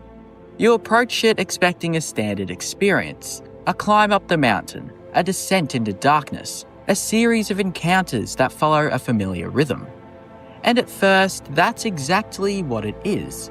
Stone corridors, burial chambers, and the quiet stillness of something long abandoned. But Forelhost isn't just a ruin, it's a record. A preserved moment of something that went very, very wrong. The deeper you go, the more that feeling starts to build. Not because of what's attacking you, but because of what's left behind. Notes, bodies, the layout of the place. It all begins to tell a story that doesn't feel distant or mythical. It feels immediate, human. The Journal of Scorm Snowstrider becomes the key to understanding it, and what it reveals reframes everything you've already seen. Forelhost wasn't just a burial site, it was a last stand, a dragon cult stronghold under siege, surrounded by forces determined to wipe it out. And inside, instead of surrendering, the inhabitants made a decision. They chose to die. Not in battle, not as a final act of defiance, but deliberately, systematically, poisoned food, a controlled, intentional end. And that alone is disturbing enough, but it's not really the full picture. Because it wasn't just warriors inside Forelhost, it was families, children. That realization doesn't come immediately, it creeps in. You start to notice smaller details, things that don't fit the image of a military stronghold, the arrangement of bodies, the scale of certain remains, and then it becomes clear. This wasn't just a group of soldiers holding out against an attack. It was a community, a group of people who lived there, who brought their lives into this place, and who all chose or were forced to end those lives together. The presence of child skeletons is what shifts Forelhost from tragic to deeply disturbing, because it removes any distance you might have had from the event. It's no longer about ancient warriors or long-dead cultists. It's about innocence caught inside something it had no control over. Children don't choose siege warfare. They don't choose loyalty to a dragon priest. And yet, they were there. They were part of that final decision. And that raises a question the game never answers directly. Did they actually understand what was happening, or were they just simply included? That ambiguity is what makes it so difficult to process, because there's no clear narrative that softens it, no heroic framing, no sense of sacrifice that feels justified. It's just an ending, quiet, deliberate, and absolute. Even the way it happened adds to the unease. Poison isn't chaotic, it's not immediate in the way a battle is. It's slow, intentional, something that requires preparation, agreement, or at the very least, compliance. The idea that an entire group of people, including children, went through that process together creates a kind of stillness around the event that's hard to ignore. There was no last charge, no final stand in the traditional sense, just a decision and then silence. The environment of Forelhost reinforces this in subtle ways. Unlike some ruins that feel chaotic or overrun, Forelhost feels preserved. The layout remains intact. The bodies are where they fell. The evidence hasn't been scattered or erased. It's like stepping into a moment that hasn't fully passed. A place where the outcome is already decided, but the weight of it hasn't fully faded. That preservation makes everything feel more immediate, more real. You're not uncovering something that's been lost to time. You're walking through something that still feels present. Even the Draga themselves take on a different tone once you understand the story. They're not just enemies, they're remnants of people who made that choice. People who died not in battle, but by their own hand. Now existing in a state that's neither fully alive nor fully at rest. It adds another layer to the unease, because it suggests that the decision to end their lives didn't bring closure. It extended something, twisted it, left it unresolved. Compared to other disturbing discoveries in Skyrim, this place stands out because of how grounded it feels. There's no Daedric influence driving the events, no external force manipulating the outcome. This wasn't the work of a god or a curse. It was a human decision, a response to pressure, to fear, to the inevitability of defeat. And that's what makes it harder to distance yourself from, because it doesn't rely on fantasy to be unsettling. It relies on choice. When you compare it to something like the Butcher in Windhelm, the difference becomes clear. Calixto's actions are disturbing because of their secrecy, their intrusion into normal life. Forelhost, on the other hand, is disturbing because of its finality. There's no ongoing threat, no mystery to solve. Once you understand what happened, it's already over. All that's left is the aftermath. And that aftermath doesn't offer resolution. It just sits there, waiting to be understood. That's what makes the child's skeletons so impactful. They don't tell you anything directly. They don't come with notes or explanations. They're just there, part of the environment, part of the story, forcing you to make the connection yourself. And once you do, it changes everything. The dungeon isn't just a place to clear. It's a place to process, to think about what happened, why it happened, and what it says about the people who were there. If Forelhost is disturbing because of a shared, deliberate end, then Mara's Eye Den is disturbing for the opposite reason. It's quiet, isolated, and deeply personal in a way that feels almost invasive to uncover. At first glance, Mara's Eye Den doesn't stand out. It's a small cave, easy to overlook, the kind of place you might pass without a second thought. There's no grand entrance, no immediate threat, nothing that signals importance. But like many of Skyrim's most unsettling and disturbing discoveries, it's not about what the place looks like. It's about what it reveals once you step inside. The cave itself is simple, almost bare. A few scattered belongings, signs that someone was living there, but nothing that suggests a thriving presence. It feels temporary, like a place someone retreated to rather than built up. And then you find the journal. That's where everything shifts. The journal tells the story of a man slowly losing himself, paranoid, isolated, convinced that something is watching him, following him, closing in. At first it reads like fear, like someone overwhelmed by the harshness of Skyrim's wilderness. But as the entries continue, that fear turns into something unstable. His thoughts become fragmented, his reasoning less grounded, his perception of reality more distorted. He isn't just afraid of something out there, he's trapped inside his own mind, unable to separate what's real from what isn't. However, Mara's Eye Den wasn't just empty, it was occupied. Vampires had already taken hold of the cave, and the smugglers either didn't know or didn't care until it was too late. And that's where the story shifts from simple greed to something far more disturbing. This wasn't a planned confrontation, not a battle between equal forces. It was an intrusion into something predatory. The smugglers weren't prepared, weren't equipped to deal with what they found, and the cave itself reflects that outcome. What remains isn't just a failed operation, it's the aftermath of people walking into something they didn't understand and losing. The presence of the vampires changes how the entire space feels. It's no longer just a cave with a story, it's an active threat layered on top of that story. The darkness feels heavier, the silence more deliberate. You're not just uncovering what happened, you're standing in that exact same place, surrounded by the same danger that ended it. And unlike the smugglers, you understand what you're facing.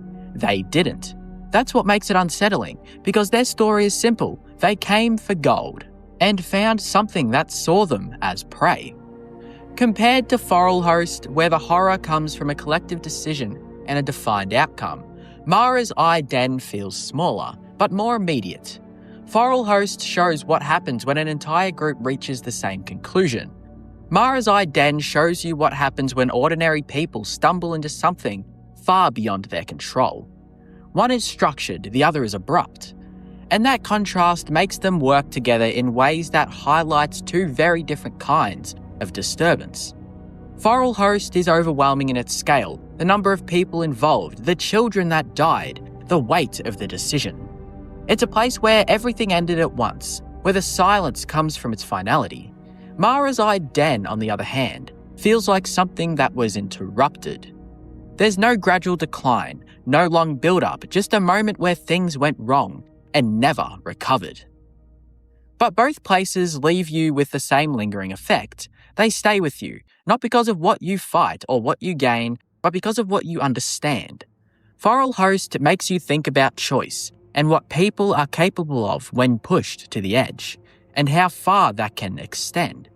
Mara's Eye Den makes you think about consequence, about how quickly things can go wrong when you underestimate what's out there, and how little it takes for a simple plan to turn into something fatal. And together they represent two of the most disturbing discoveries in Skyrim, not because they're the most dramatic, but because they feel grounded. One shows you a group choosing an end they believe was necessary. The other show you a group that didn't get a choice at all.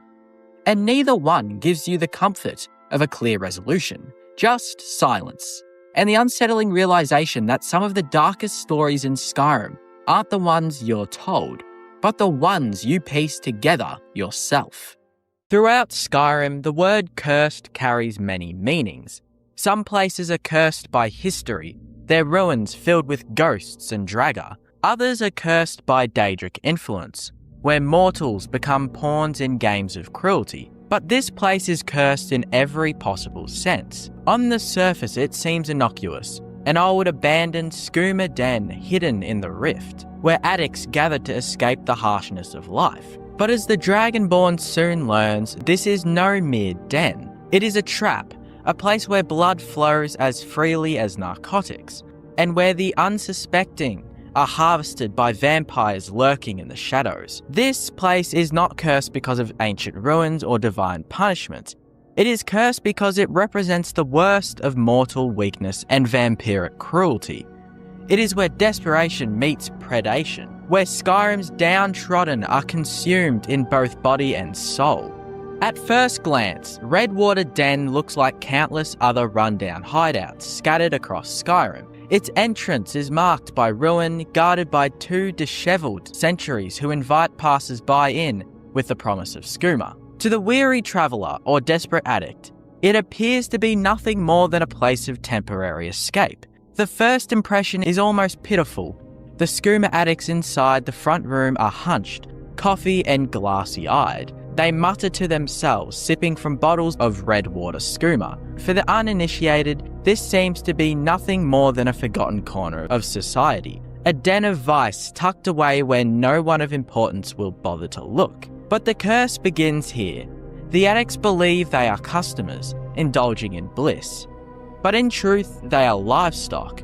The red water skooma they drink is no ordinary narcotic. It is laced with vampiric alchemy, designed to weaken the body and dull the mind. Each sip pushes them further into dependency and further into the vampire's grasp. This shabby front is the mask of a curse, a lie of escape that conceals the horror beneath. The true heart of Redwater Den lies past a locked gate. Once inside, the tone changes completely. The crumbling skooma den above gives way to a sprawling underground complex, fortified with Dwemer architecture and vampire construction. Here, the addicts are no longer customers, they are prisoners. Cages line the walls filled with weak and trembling mortals. Some mutter incoherently, others claw at the bars in desperation. The skooma they drank has robbed them of strength, and their veins are ripe for harvesting. Vampires stalk the halls like farmers walking their fields. To them, this is not a den, it is a blood farm. The skooma addicts above are funneled down here once their usefulness as customers is exhausted. Every corridor drips with its predatory curse. A reminder that Skyrim's most monstrous vampires are not content with feeding in the shadows. They have created an entire system of exploitation, one as organised and insidious as any mortal trade network. The descent into Redwater Den is a descent into hell itself, a reminder that beneath Skyrim's fragile civilization lurks something far more sinister. At the heart of the den lies the source of its curse, the Redwater Spring. This blood-filled reservoir is a font of unholy power, a well from which the vampires draw both nourishment and strength. It bubbles with crimson liquid, its smell permeating the entire complex. This spring is not natural. It is corrupted, infused with blood and dark magic. To the vampires who run the den, it is a sacred source, a place of ritualistic power. To mortals, it is poison, both physically and spiritually. The Redwater Spring ties the den to Skyrim's long history of vampirism and corruption. It feels less like an isolated feature and more like a cursed scar on the land itself. It does not merely provide sustenance, it demands suffering. Addicts above consume tainted skooma, are funneled below, and their blood is ultimately sacrificed to the spring. Here lies the essence of Redwater Den's curse, a cycle of endless exploitation, where mortal despair feeds vampiric power, and the land itself seems complicit in this horror. While the vampires are the architects of Redwater Den, the curse could not exist without mortal weakness. Addiction is the silent accomplice here, ensuring that the den never runs dry of victims. Skooma, long banned in Skyrim, is nonetheless consumed by the desperate, the broken, and the hopeless. For many, Redwater skooma represents the only escape from pain, poverty, or despair, yet the very thing they consume to numb their suffering ensures their enslavement. The curse of Redwater Den is therefore twofold: the curse of external predation and the curse of internal weakness. Vampires exploit mortals' desire for escape, turning that yearning into chains stronger than steel. Each addict is a tragic figure, not evil, but trapped in a spiral that ends only in death. This blending of addiction with vampirism makes Redwater Den uniquely unsettling. It is not merely about monsters feeding on mortals.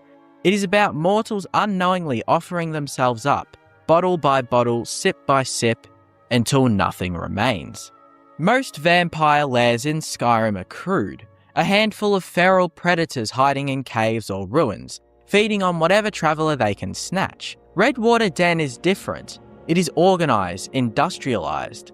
The vampires here have built an economy around suffering. They brew and distribute Redwater skooma, lure addicts, imprison them, and drain them for blood. The system is sustainable, efficient, and horrifyingly pragmatic. It is vampirism transformed into a business. This industrial nature of Redwater Den makes it cursed not just in a supernatural sense, but in a societal one as well. It mirrors the darkest aspects of mortal economies, where the weak are consumed to benefit the powerful. The vampires have simply taken it to the most literal and grotesque extreme. Walking through Redwater Den is unsettling not because it is chaotic, but because it is organised.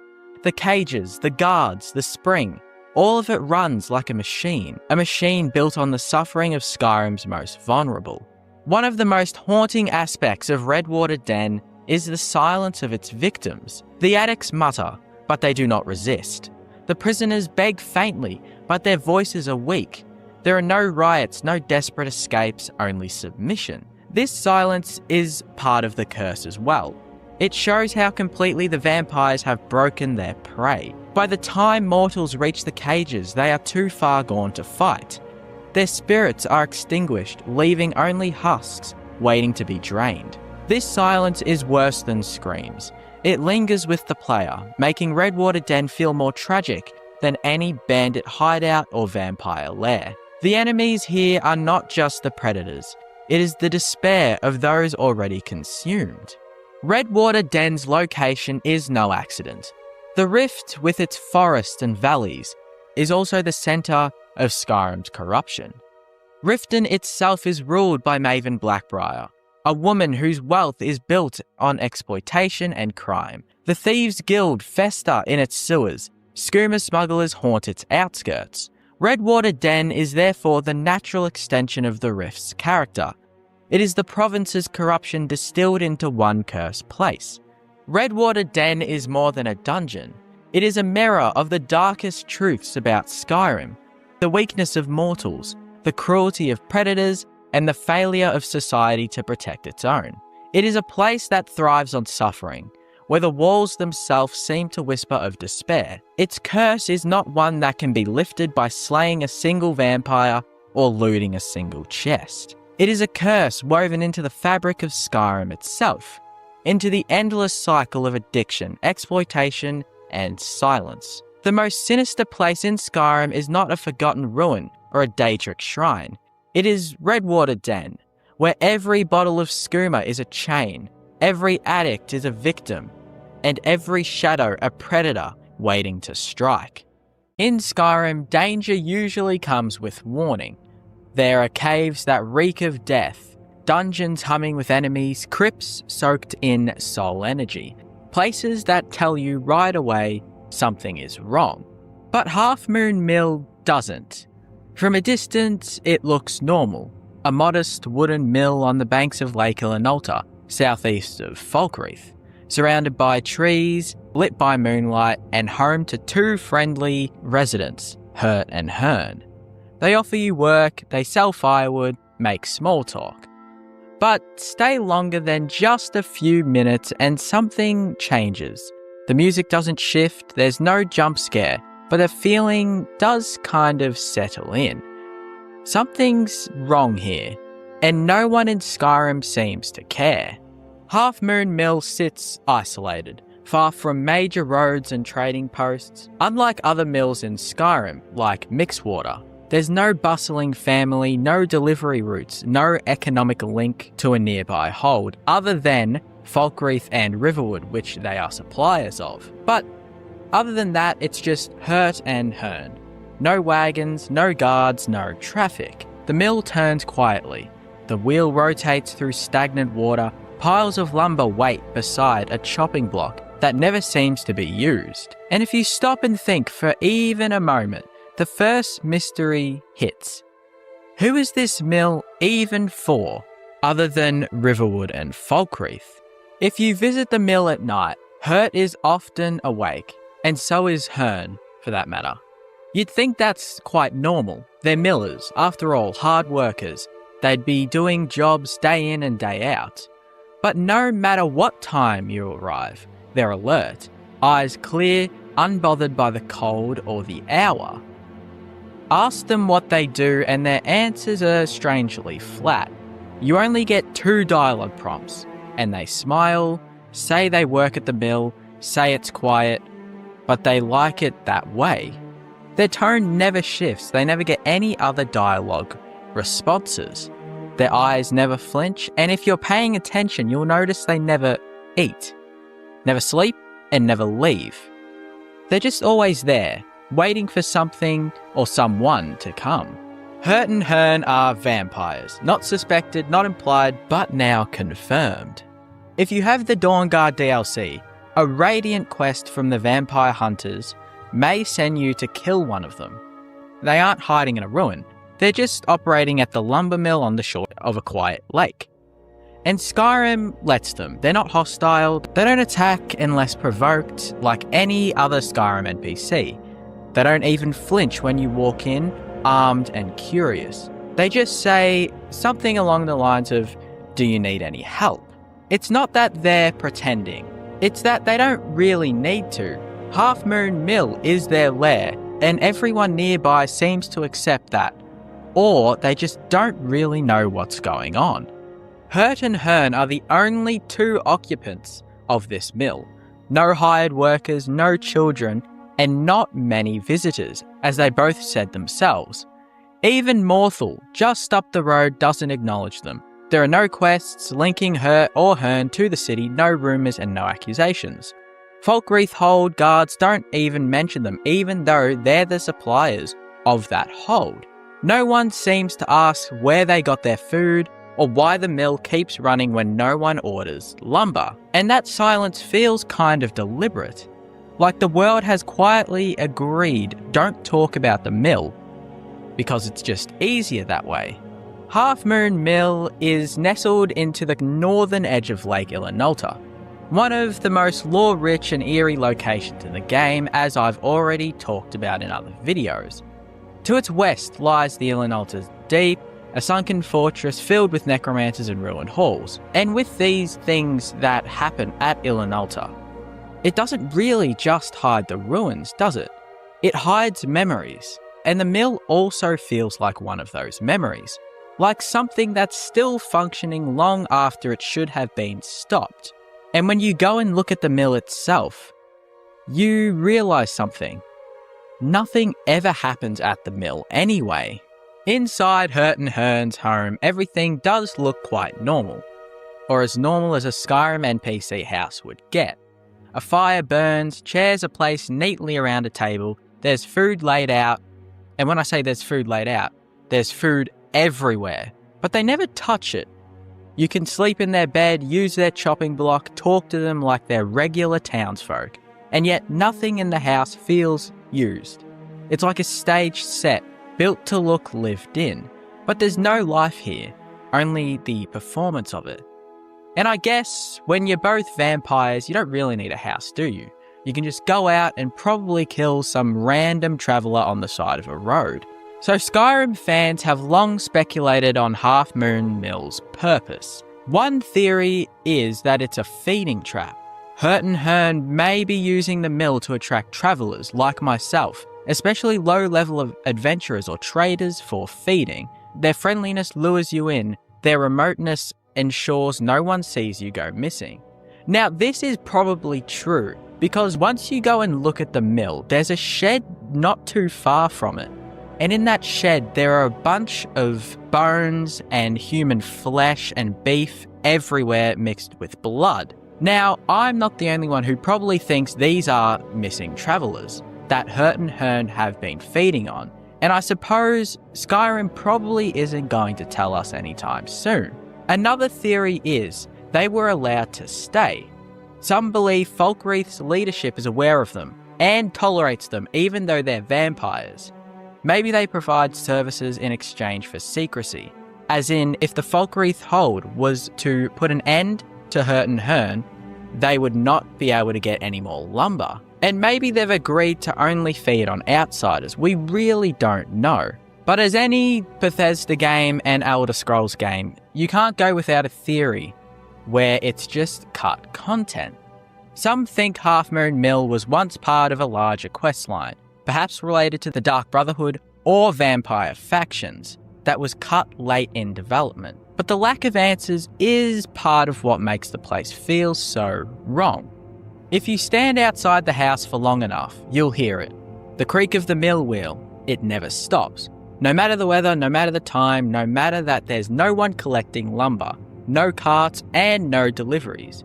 It turns over and over again, like it's grinding something you really can't see. And maybe that's the real question. Not what the mill is for, but what it's doing when no one's looking.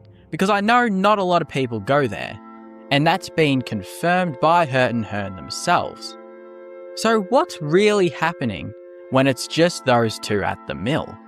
You can kill Hurt and Hern if you're sent on a Dawn Guard Radiant quest, or if you simply decide to test your suspicions. You can attack them. They'll fight back, they are pretty strong. Hurt in particular can surprise low-level players with her use of vampire drain spells.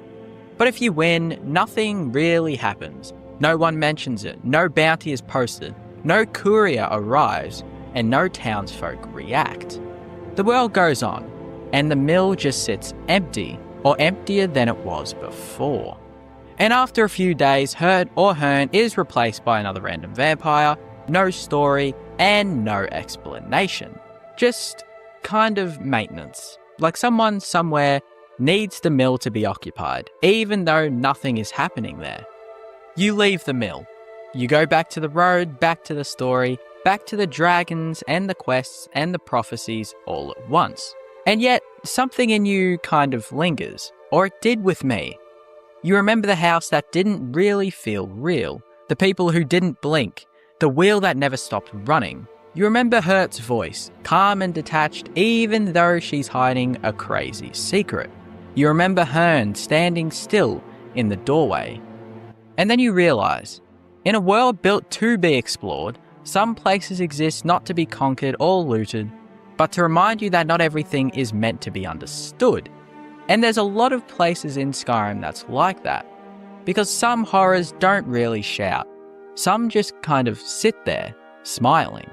That's what makes Half Moon Mill so inexplicably weird, the lack of shouting. Some places in Skyrim feel ancient, others feel cursed. Some feel like they were built on stories, tombs with legends etched in the stone, ruins full of screams and history.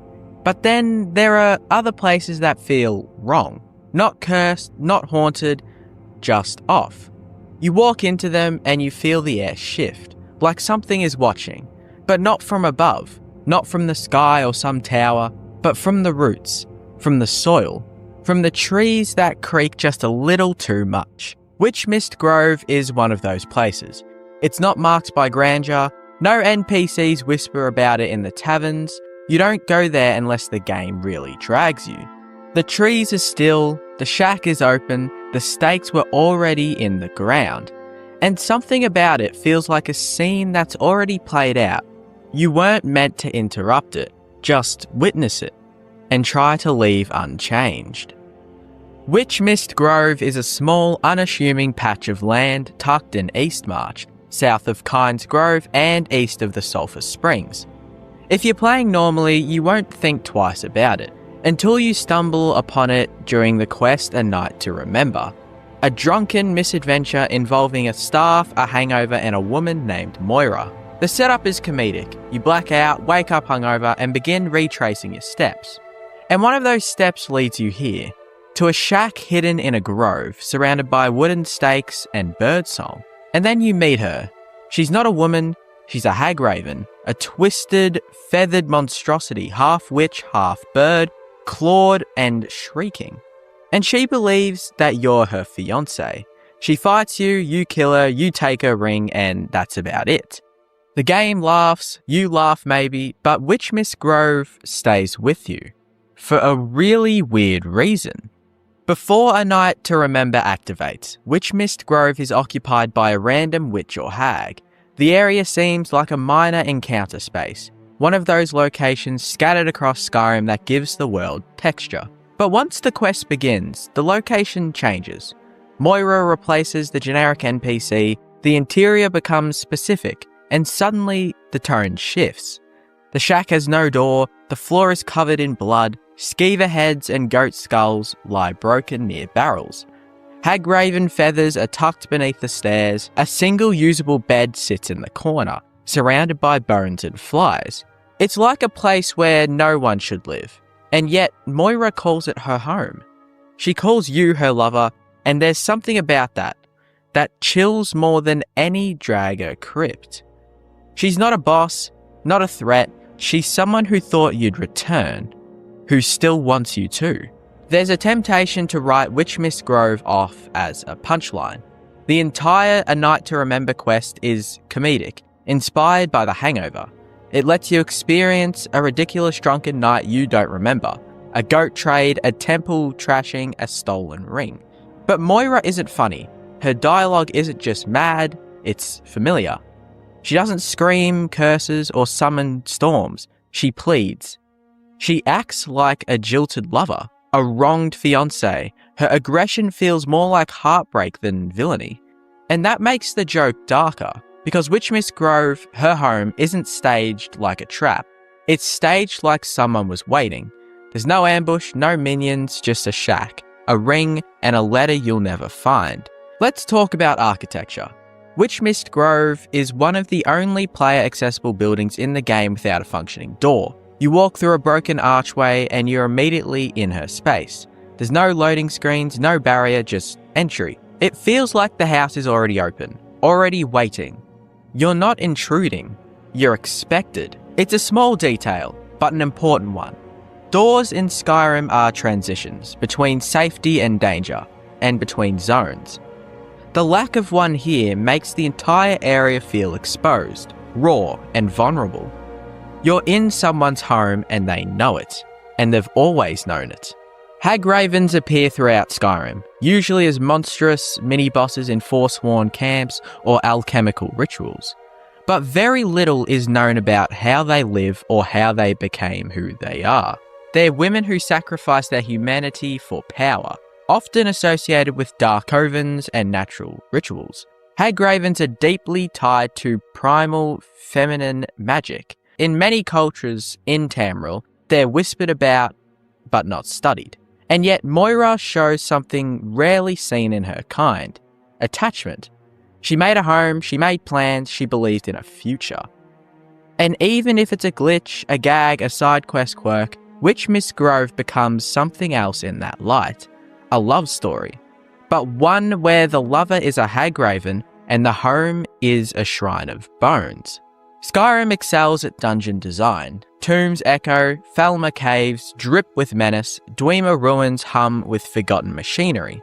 But Witchmist Grove is different. It's not grand, it's not deep, it's not hidden. It's just a house, one you can walk into at level 1. And that might make it even scarier.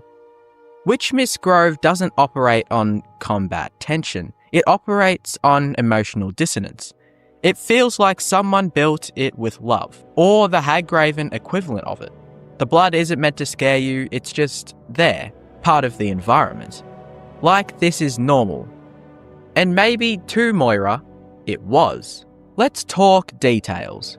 There are 7 Hagraven feathers scattered under the steps. There's a destruction skill book by the bed. There's an unlocked chest, but the loot is minor. There are creep clusters, jazzbay grapes, and dragon's tongue flowers growing around the grove.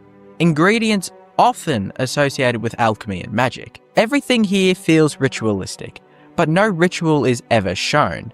That's what's so eerie about it, because usually in Skyrim, when you see a witch's lair, the spell circle is still glowing. The enemies are still chanting, the ritual is in progress. But Witchmist Grove? It's an afterthought.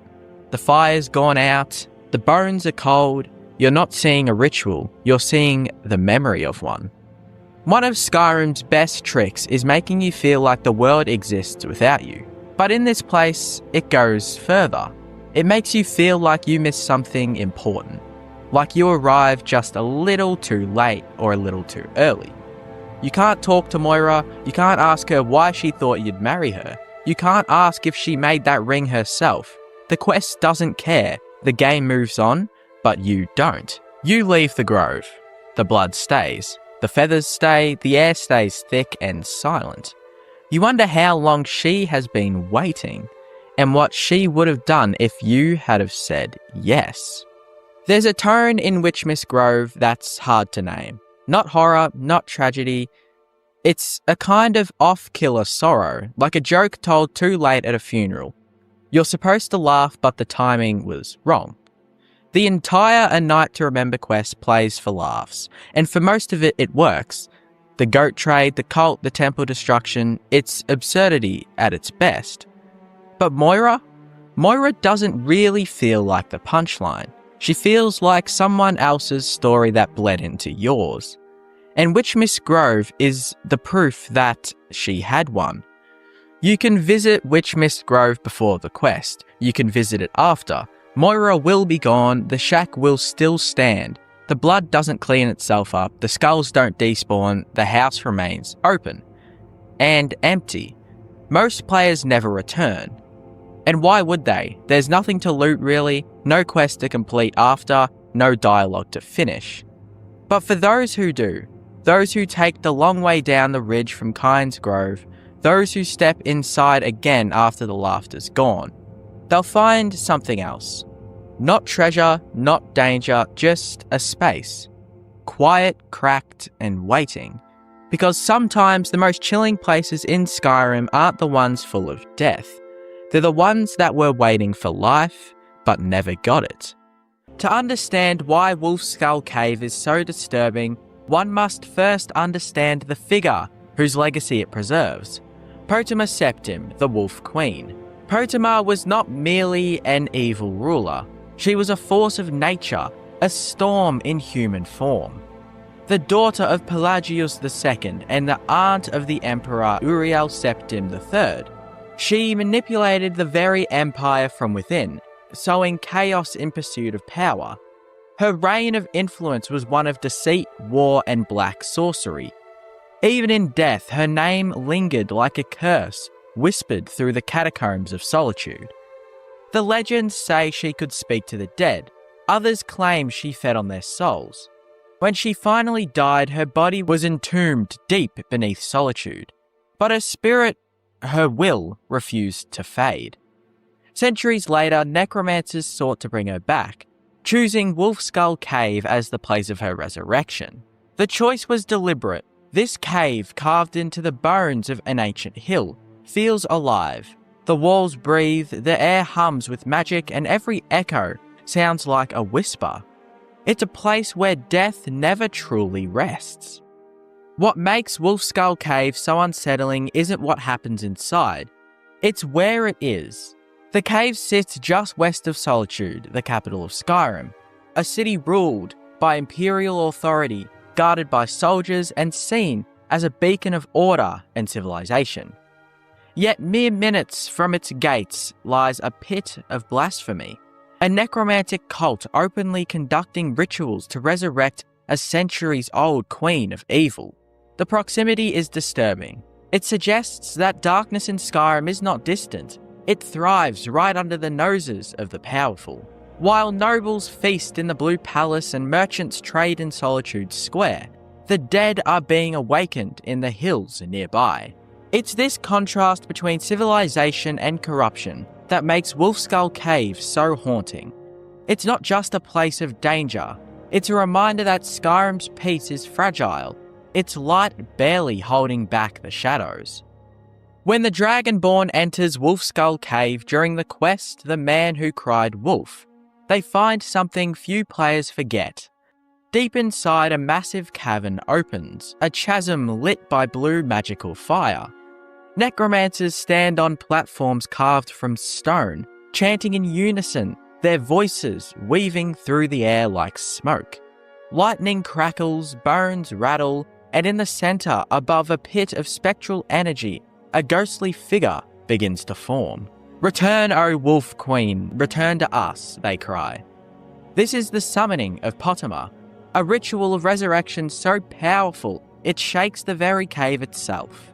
The player witnesses the spectral outline of her spirit, clawing her way back toward the mortal realm.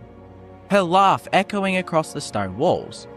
Even when the Dragonborn disrupts the ritual, it's too late. The ritual succeeds partially.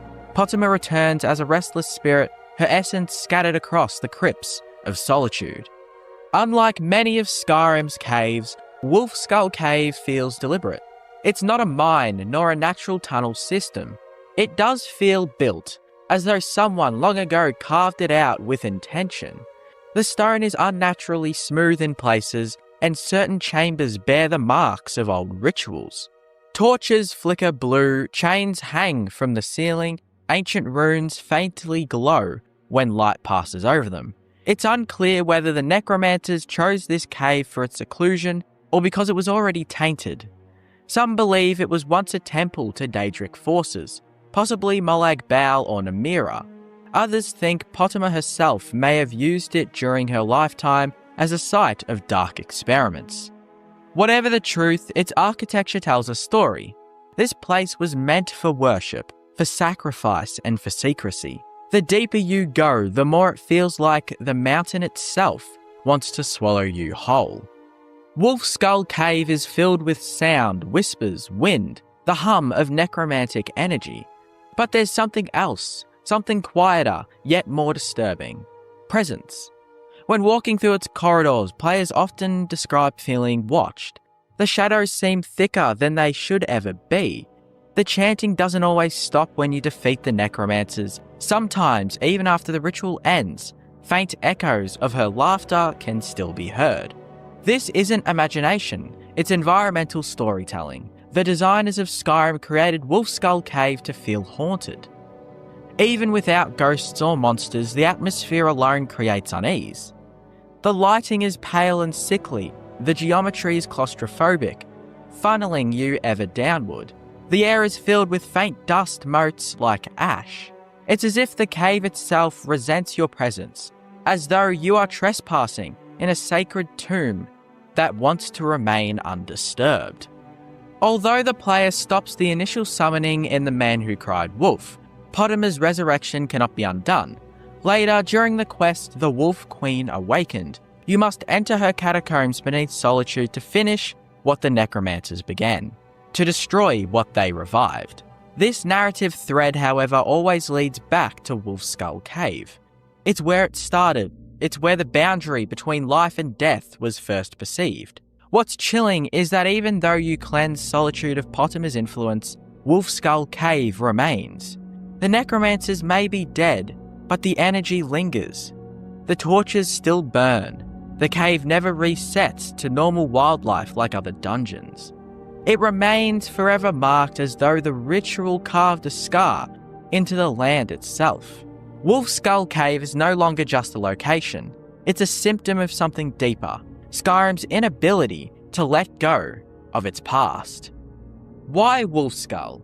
The name itself carries weight. Wolves in Nordic mythology are creatures of death and inevitability.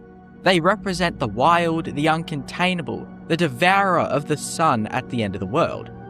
To add skull to that image creates something doubly grim, a symbol of both savagery and mortality. The Wolf Queen herself embraced that symbol.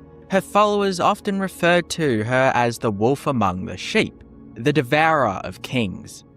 In resurrecting her, the necromancers sought to awaken not just her power, but her spirit and her hunger. Thus, Wolf Skull Cave becomes a shrine not just to Pottima, but to the concept of corruption itself. It's where the civilized world's mask slips, revealing the beast beneath. What truly makes Wolf Skull Cave disturbing is not just its lore, but its psychological weight. It's not filled with jump scares or overwhelming enemies. It's filled with implication. Everything about it suggests desecration. The bones piled high, the blood-stained altars, the ritual chambers echoing with phantom chants. Even when empty, the place feels alive, as though the walls remember the horrors committed within them. Skyrim has many dangerous dungeons, but few feel as morally wrong as Wolf Skull Cave. Here, death isn't just an accident of war or survival, a deliberate perversion of the natural order. That makes it one of the most disturbing locations in all of Skyrim, not because of monsters, but because of human evil. Wolf Skull Cave stands as one of Skyrim's most disturbing locations because it's not about what's alive, it's about what refuses to stay dead. Potter's laughter may have faded, her bones may have crumbled, but her spirit lingers in the darkness. The cave remains silent and waiting, like a wound that never quite closes. Skyrim is full of monsters, bandits and beasts, but only in Wolfskull Cave does evil feel so human. And that is what makes it truly terrifying. Wolfskull Cave is not just a place of death. It's a reminder that in Skyrim, some nightmares don't end, they endure. When you really think about it, what makes something disturbing in Skyrim isn't how big it is or how dangerous it looks. It's how quietly it exists. The game doesn't rely on dramatic reveals or overwhelming moments. It lets things sit. It lets you walk into them without warning, without build-up, and piece them together on your own. That's what makes it effective, because you're not just seeing something happen, you're arriving after it already has. You find traces, small details, bits of evidence that don't seem like much at first. And then slowly they start to connect. A pattern forms, a story takes shape, and by the time you fully understand what you're looking at, it's already settled in. That realization is where the discomfort really comes in, not from what the game shows you, but from what it lets you figure out. And it's rarely loud, it's not chaos or constant danger, it's quiet, controlled, sometimes even ordinary on the surface. That contrast between how something looks and what it actually means is what makes it linger, because it feels close, familiar, possible in a way that's harder to ignore. And once you've experienced that, it changes how you move through the world. You stop taking things at face value. You start looking closer, paying attention to details you might have ignored before. Every location feels like it could be hiding something. Every small clue feels like it might lead to something bigger. And that stays with you, not just the discoveries themselves, but the way they reshape how you see everything else. Because in Skyrim, the most disturbing moments aren't the ones that demand your attention. They're the ones that almost let you walk past them. Followers in Skyrim are supposed to make things easier. Extra damage, someone to carry your gear, another presence in fights. It's a system built around support, and most of the time, that's exactly what they are. But not all followers work that way. Some create more problems than they solve. Some act unpredictably, and some feel like they're working against you more than with you. Whether it's their behaviour, their abilities, or just the situations they bring with them, these followers stand out for the wrong reasons. Not because they're weak, but because they complicate everything around them. And the more you travel with them, the more you start to notice it. Some followers in Skyrim are problematic because of how they fight, how they behave in combat, or how unpredictable they can be when things go wrong. Sven is different. On the surface, he seems harmless, almost forgettable. A simple bard from Riverwood caught in a small personal rivalry, with no real power, no dangerous abilities, and no obvious flaws that would make him stand out. But the more you look at how Sven becomes a follower, the more it becomes clear that the problem isn't what he does, it's what he represents. Because Sven isn't recruited through loyalty, bravery, or even mutual respect. He's recruited through deception. When you first meet him, he's locked in a petty feud with Fandel. At first, it feels like a typical Skyrim side story. Two characters competing for someone's attention, each trying to win you over. But Sven's approach immediately stands out for the wrong reasons. Instead of proving himself, instead of being honest about his feelings, he asks you to deliver a fake letter, a forged message designed to manipulate Camilla into turning against Fandel. And the game gives you a choice. You can go along with it, play into Sven's plan, and help him succeed through a lie. Or you can expose him. But if you do help him, if you choose to support that deception, Sven becomes available as a follower. And that's where the problem starts. Because from the very beginning, your partnership with Sven is built on something dishonest. There's no sense that he's earned your trust. No moment where he proves himself in a meaningful way.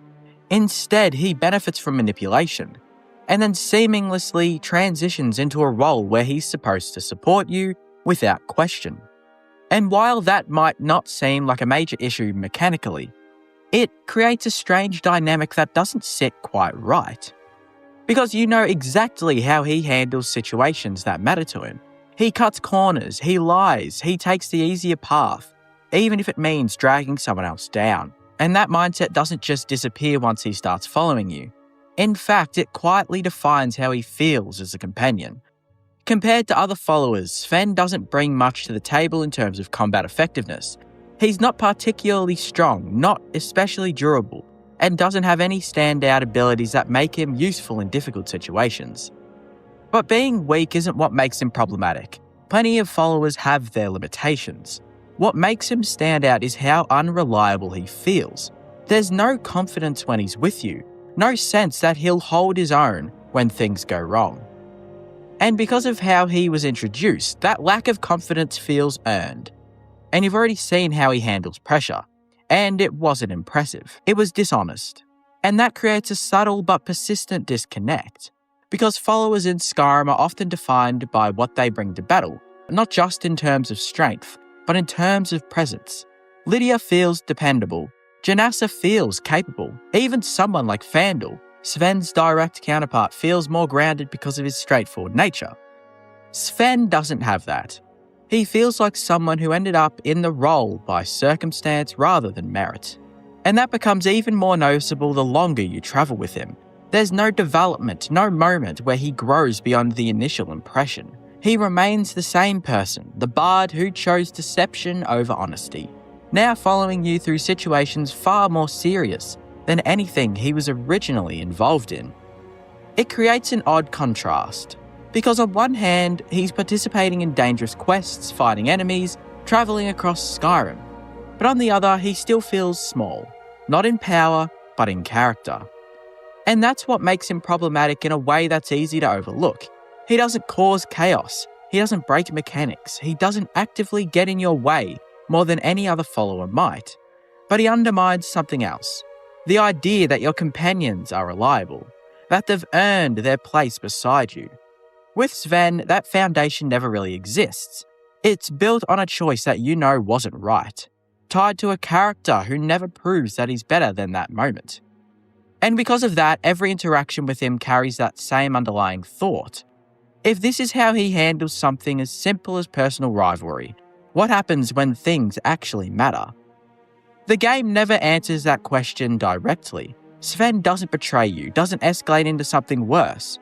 But the doubt remains, quietly shaping how he feels as a companion.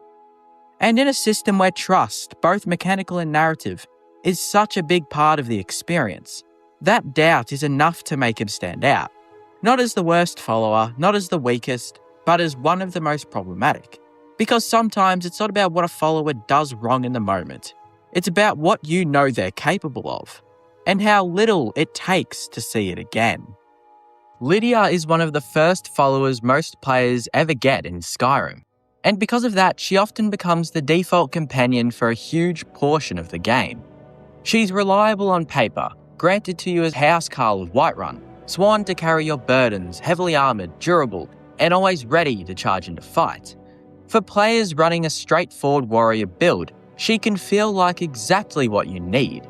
But the moment you step outside that playstyle, especially into stealth, precision, or more controlled approaches, Lydia quickly turns from dependable to deeply problematic, and not in a subtle way. The biggest issue starts with one simple fact. Lydia has no concept of subtlety.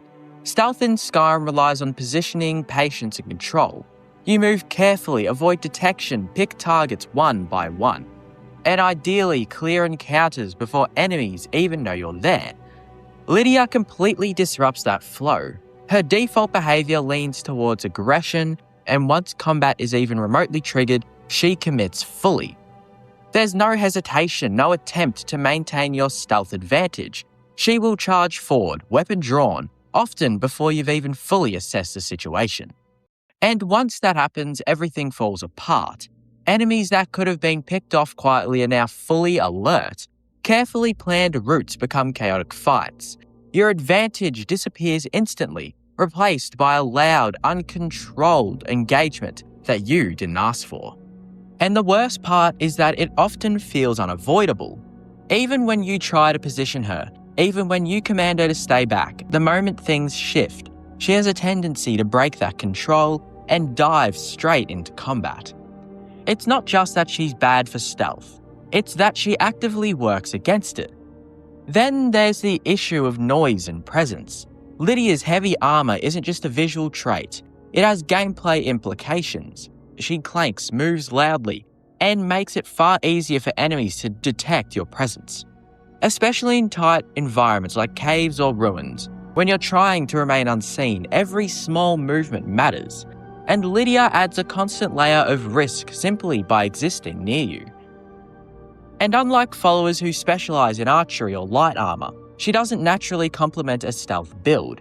She's designed for direct confrontation, not careful infiltration. So instead of enhancing your playstyle, she forces a shift away from it, turning what should be controlled encounters into messy, unpredictable fights. But stealth isn't the only area where Lydia becomes problematic. Her positioning, something that might seem minor at first, becomes a constant source of frustration the longer you travel with her. Skyrim's environments are filled with narrow corridors, tight doorways, and confined spaces. Lydia has a habit of standing directly in those spaces, blocking movement in a way that feels almost intentional. Whether it's a doorway you're trying to pass through, a hallway you're navigating in, or even just a small room you're trying to move around in, she often ends up exactly in the wrong place at the wrong time. And because of how follower pathing works, getting around her isn't always easy. You stop, you adjust, you try to move past, and she moves with you. It creates this constant friction in moments where movement should feel smooth. And in combat, that friction can actually become dangerous. Getting stuck behind Lydia while trying to retreat, reposition, or avoid damage can turn a manageable situation into something far more chaotic. There's also the issue of traps and environmental awareness, or the lack thereof. Lydia does not navigate the world carefully. Pressure plates, swinging blades, traps hidden in ruins. These are all things a cautious player learns to avoid. Lydia, on the other hand, will walk straight through them without hesitation. And I suppose that's the same for most followers, but with Lydia, it just kind of irritates the player. And because she often follows closely behind you, this can lead to situations where you've successfully avoided a trap only for her to trigger it in seconds and you get flung across a cave. Whether it's arrows firing down a hallway or a spike trap activating, her lack of awareness turns environmental hazards into shared problems. It breaks the sense of control you have over your surroundings. Because even if you do everything right, she might not. And then there's combat itself. On paper, Lydia is strong. She can take hits, deal solid damage, and survive longer than many early game followers. But that strength comes with its own set of issues. Her tendency to rush into fights means she is often drawn aggro in unpredictable ways, pulling enemies in directions you didn't plan for. She can interrupt your attack, step into your line of fire, or turn a focused encounter into a scattered one. For ranged builds, archers or mages, this becomes especially frustrating. You line up a shot and Lydia steps in front of it. You prepare a spell and she charges into the exact space you were targeting. It creates a constant need to adjust, to compensate, to work around her rather than with her. And over time, that dynamic becomes exhausting. Instead of feeling like you have a partner, it feels like you have an obstacle that occasionally helps. Even outside of mechanics, there's something about Lydia's presence that reinforces this. She's loyal, unquestionably so, but that loyalty doesn't come with adaptability. She doesn't evolve alongside your playstyle. She doesn't adjust to how you approach the game. She remains consistent. And while consistency can be a strength, in this case it becomes a limitation. Because no matter how you play, she plays the same. And that disconnect is what ultimately defines her as one of the most problematic followers in Skyrim. It's not that she's useless, she's actually far from it. In the right context, she feels incredibly effective. But the moment you move outside of that context, her strengths start to turn into weaknesses.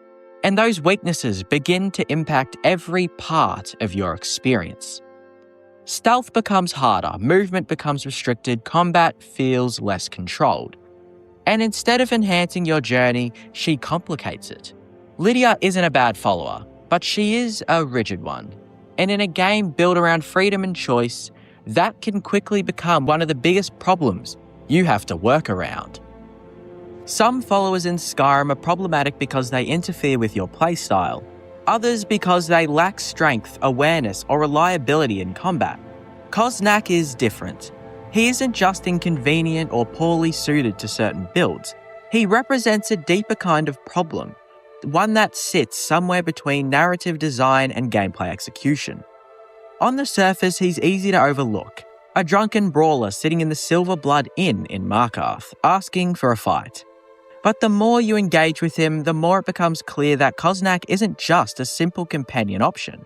He's a follower whose entire identity creates a disconnect between what Skyrim expects from its companions and what he actually delivers.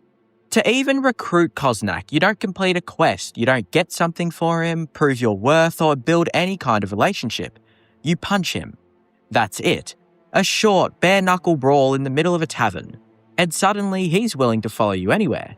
There's no deeper interaction, no meaningful dialogue that builds context or trust. Compared to other followers, housecarls who serve you due to status, mercenaries who require payment, or characters tied to quests, Koznak's recruitment feels almost hollow. It's immediate, transactional in the simplest way possible, and over just as quickly as it begins. And that simplicity carries over into everything else about him. Koznak doesn't have a strong narrative presence. He isn't tied to a major storyline, faction, or event. He exists in Markarth as a background detail, a representation of the city's harsher environment. Its working-class struggles, its sense of wear and exhaustion. That works well for world building, but when that same character becomes a follower, the lack of depth becomes more noticeable. There's nothing anchoring him to your journey, no personal stake, no evolving dialogue. He follows because you want to fight. And that's where the context ends. That alone doesn't make him problematic though, but it does set the stage. Because when a follower lacks narrative weight, their gameplay performance becomes even more important.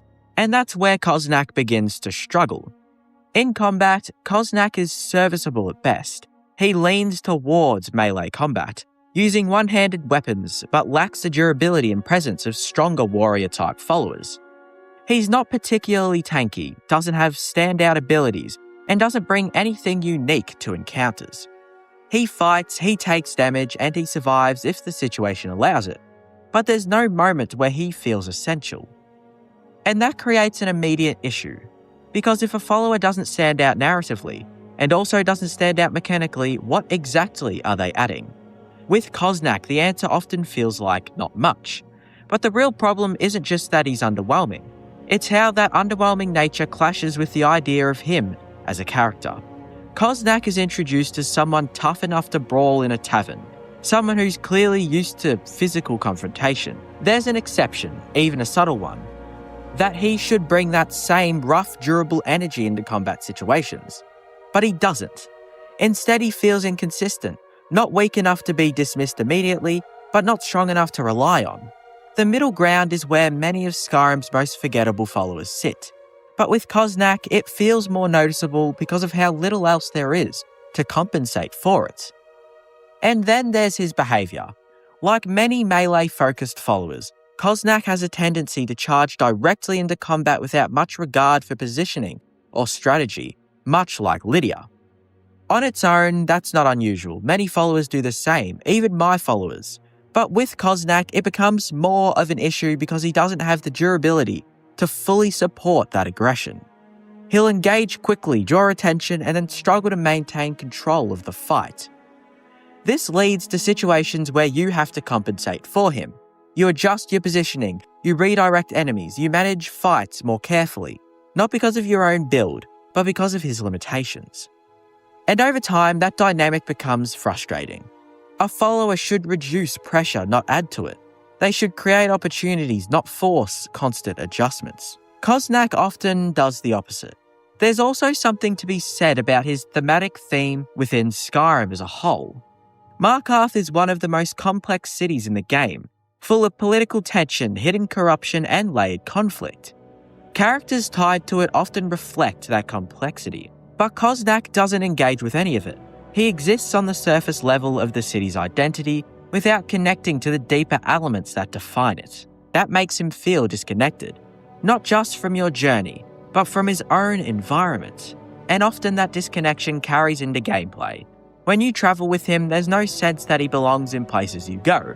No unique dialogue, no reactions that tie him to events or locations. He's present but not involved, active but not engaged. In a game where immersion plays such a big role, that absence becomes noticeable. Even smaller details begin to add up. His lack of versatility means he doesn't adapt well to different playstyles. Whether you're sneaking, casting spells, or engaging in ranged combat, Koznak doesn't complement these approaches. He defaults to the same behaviour regardless of context, which limits how effectively he can fit into varied strategies.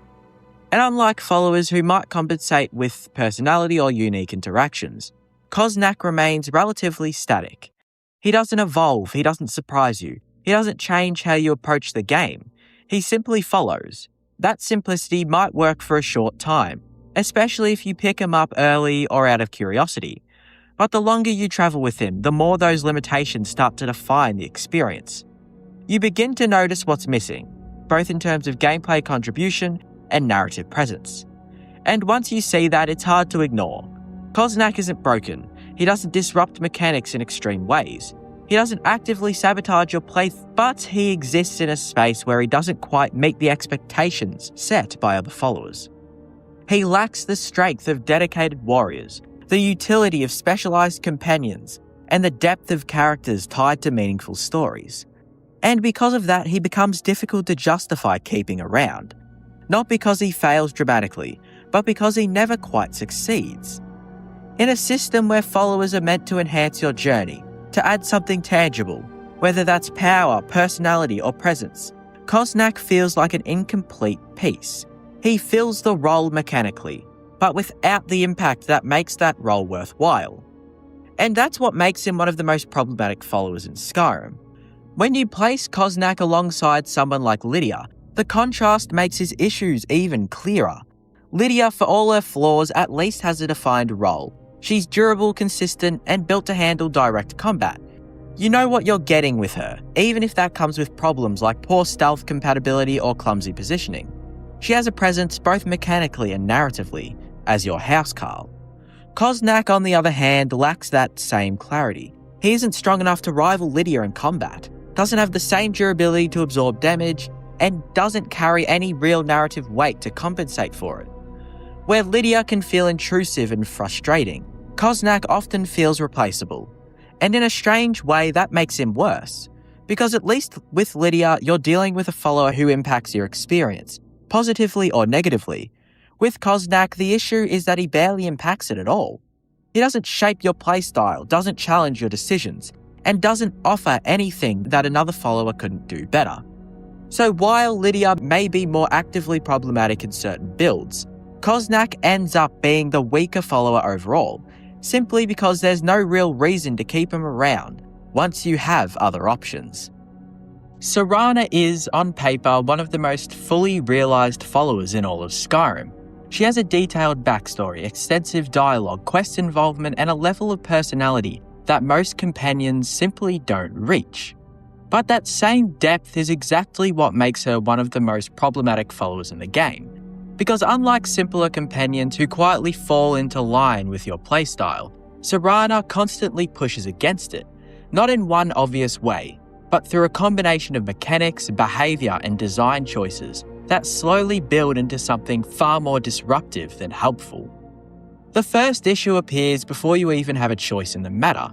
Serana isn't optional, at least not for a significant portion of the Dawnguard questline. Once she enters your story, she stays with you. You can't dismiss her, you can't swap her out, and you can't avoid her presence without stepping away from the content entirely. That forced companionship immediately sets her apart from most followers in Skyrim. With Lydia, Koznak, or any other recruitable companion, you decide when they join and when they leave. With Serana, that control is basically removed, and while that might make sense from a narrative's perspective, It creates friction on a gameplay level. Because if your playstyle doesn't align with hers, you're stuck with her anyway. And that's where her second major issue comes in, her constant use of necromancy. Serana frequently reanimates fallen enemies during combat, turning them into temporary allies. On the surface, this sounds useful. More bodies on your side, more pressure on enemies, more chaos working in your favour. But in practice, it often has the opposite effect. The creatures she raises are usually weak, short-lived, and tactically insignificant. They don't meaningfully shift the outcome of most fights, especially at higher levels. What they do change is the clarity of combat. Suddenly, there are moving parts, more bodies in the way, more visual noise. It becomes harder to track enemies, harder to line up attacks, harder to maintain control over the situation. And because these reanimated creatures are temporary, they don't provide lasting value. They just add short bursts of clutter that interrupt the flow of combat. This becomes especially frustrating for range or precision-based builds. You line up a shot, and a reanimated corpse stumbles into your path. You prepare a spell, and the battlefield is suddenly filled with distractions that weren't there moments before. Instead of enhancing your effectiveness, Serana's necromancy often dilutes it. It creates a layer of unpredictability that you didn't ask for, and can't really manage. And unlike other followers, you can't simply tell her to stop. It's part of her identity, hard-coded into how she fights. Then there's her AI behaviour, which amplifies these issues even further. Serana is more active than most followers. She moves frequently, engages quickly, and rarely stays passive. While that can be helpful in straightforward combat, it becomes a problem in more controlled scenarios. Stealth once again suffers. Serana isn't as aggressively disruptive as someone like Lydia, but she still struggles to maintain subtlety. She moves when you want her still, engages when you want to wait, and reacts in ways that don't always align with your intentions. It creates a constant sense of mismatch. You're trying to approach a situation one way, and she's already doing something else. That lack of synchronization turns even simple encounters into something less predictable. And because she's tied so closely to the main Dawnguard storyline, you experience this over a long stretch of gameplay. It's not a short-term inconvenience, it's a sustained presence that you have to adapt to, whether you like it or not. Her dialogue, while one of her strongest features narratively, also contributes to her problematic nature over time. Serana talks a lot. She comments on environments, reacts to situations, and expresses her personality in ways that most followers don't. At first, this feels like a major improvement. Finally, a companion who feels alive. But over time, it starts to wear on the experience. Her lines repeat, her tone remains constantly negative or weary, and her commentary begins to feel less like insight and more like background noise. There's a persistent sense of complaint in how she interacts with the world, whether it's her disdain for certain environments, her reactions to weather, or her general outlook. There's a heaviness to her presence that doesn't shift much over time. And because you can't easily step away from her during large parts of the game, the tone becomes something you're constantly exposed to. It's not overwhelming in a single moment, but it builds, slowly turning what initially felt like depth into something more repetitive and at times draining. And then there's the issue of control, or rather the lack thereof. Most followers can be directed with some level of precision. You can tell them where to stand, where to wait, how to approach certain situations. Serana, however, often feels less responsive to that control. She moves independently, makes decisions quickly, and doesn't always follow commands in a way that feels reliable to you as a player. That independence might make sense for her character, but in gameplay terms, it reduces your ability to manage her encounters effectively. You're not fully coordinating with her, you're reacting to her. And that shift in dynamic is what ultimately defines her as problematic. Because followers in Skyrim are supposed to support your approach to the game.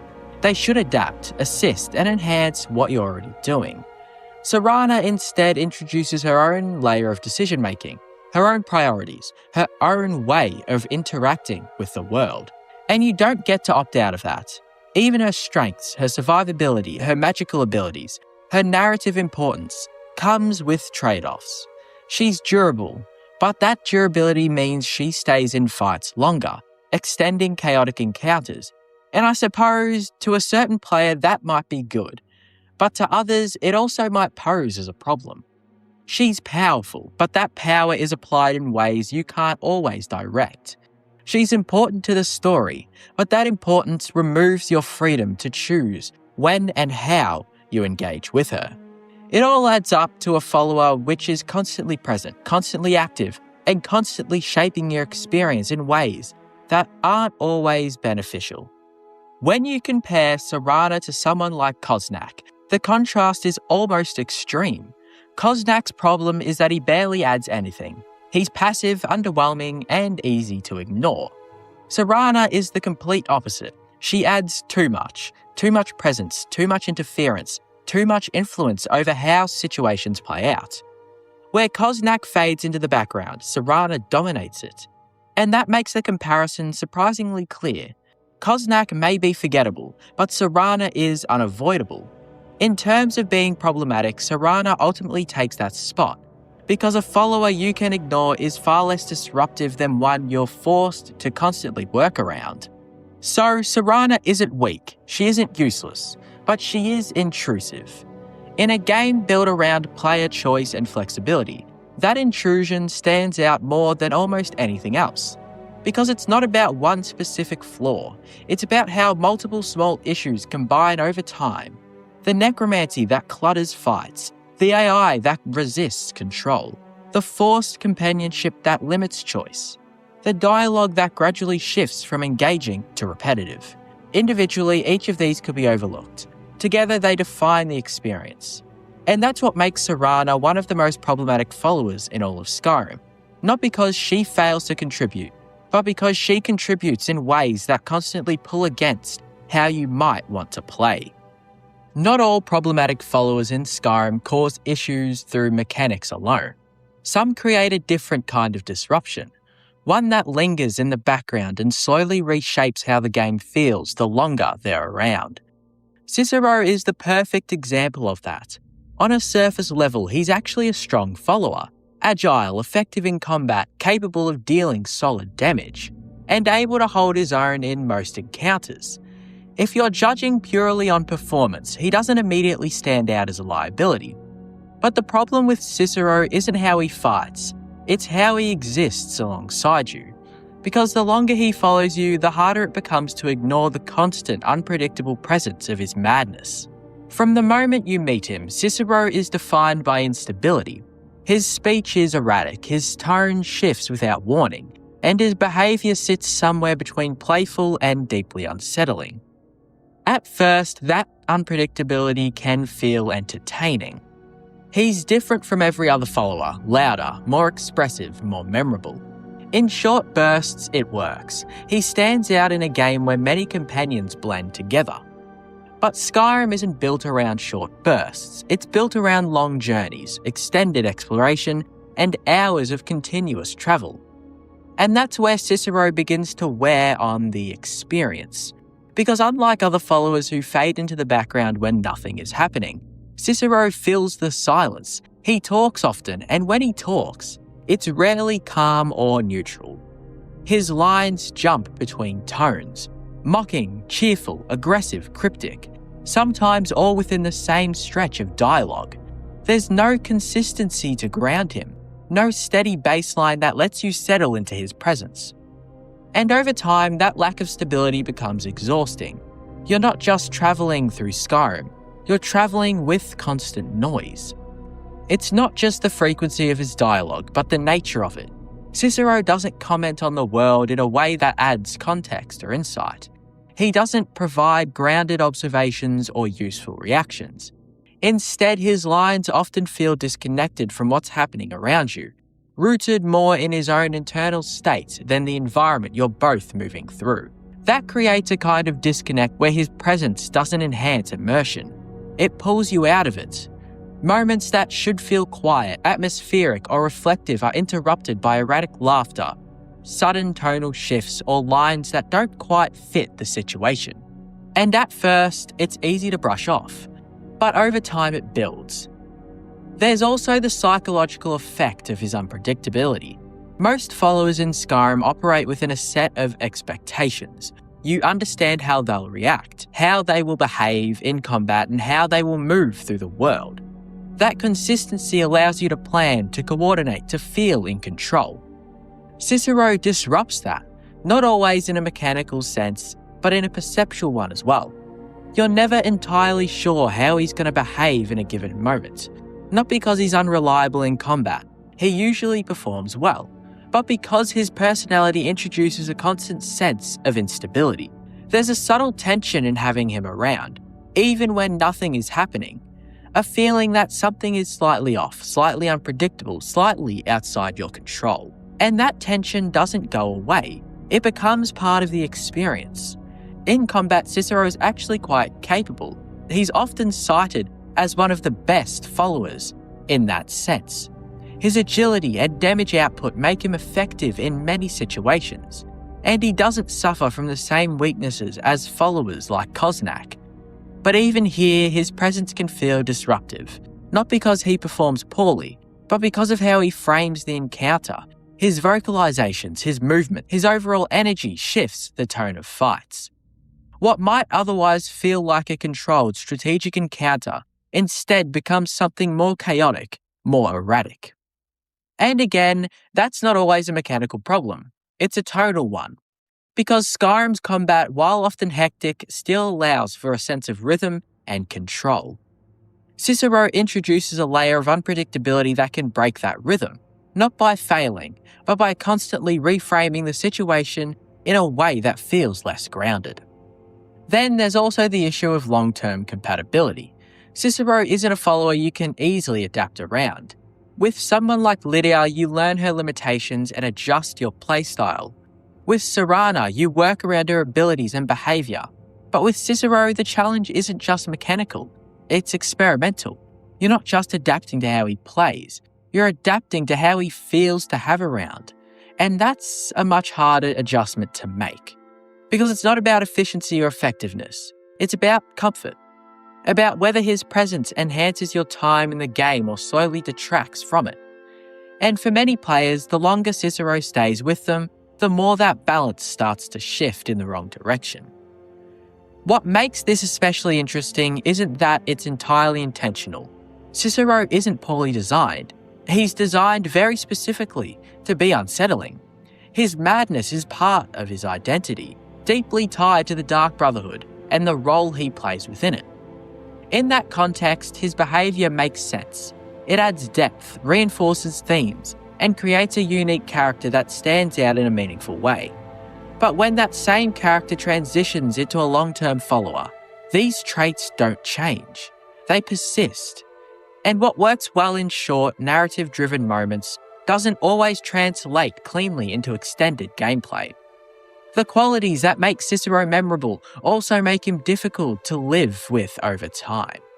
His unpredictability, his constant dialogue, his tonal inconsistency, they're all effective in creating a character, but they're also effective in creating friction. Compared to other problematic followers, Cicero occupies a very different space. Lydia interferes with mechanics, Koznak lacks gameplay, Serana overwhelms with presence and forced interaction. Cicero, however, affects the atmosphere of your entire playthrough. He changes how the game feels on a moment-to-moment basis, not by altering systems, but by altering perception.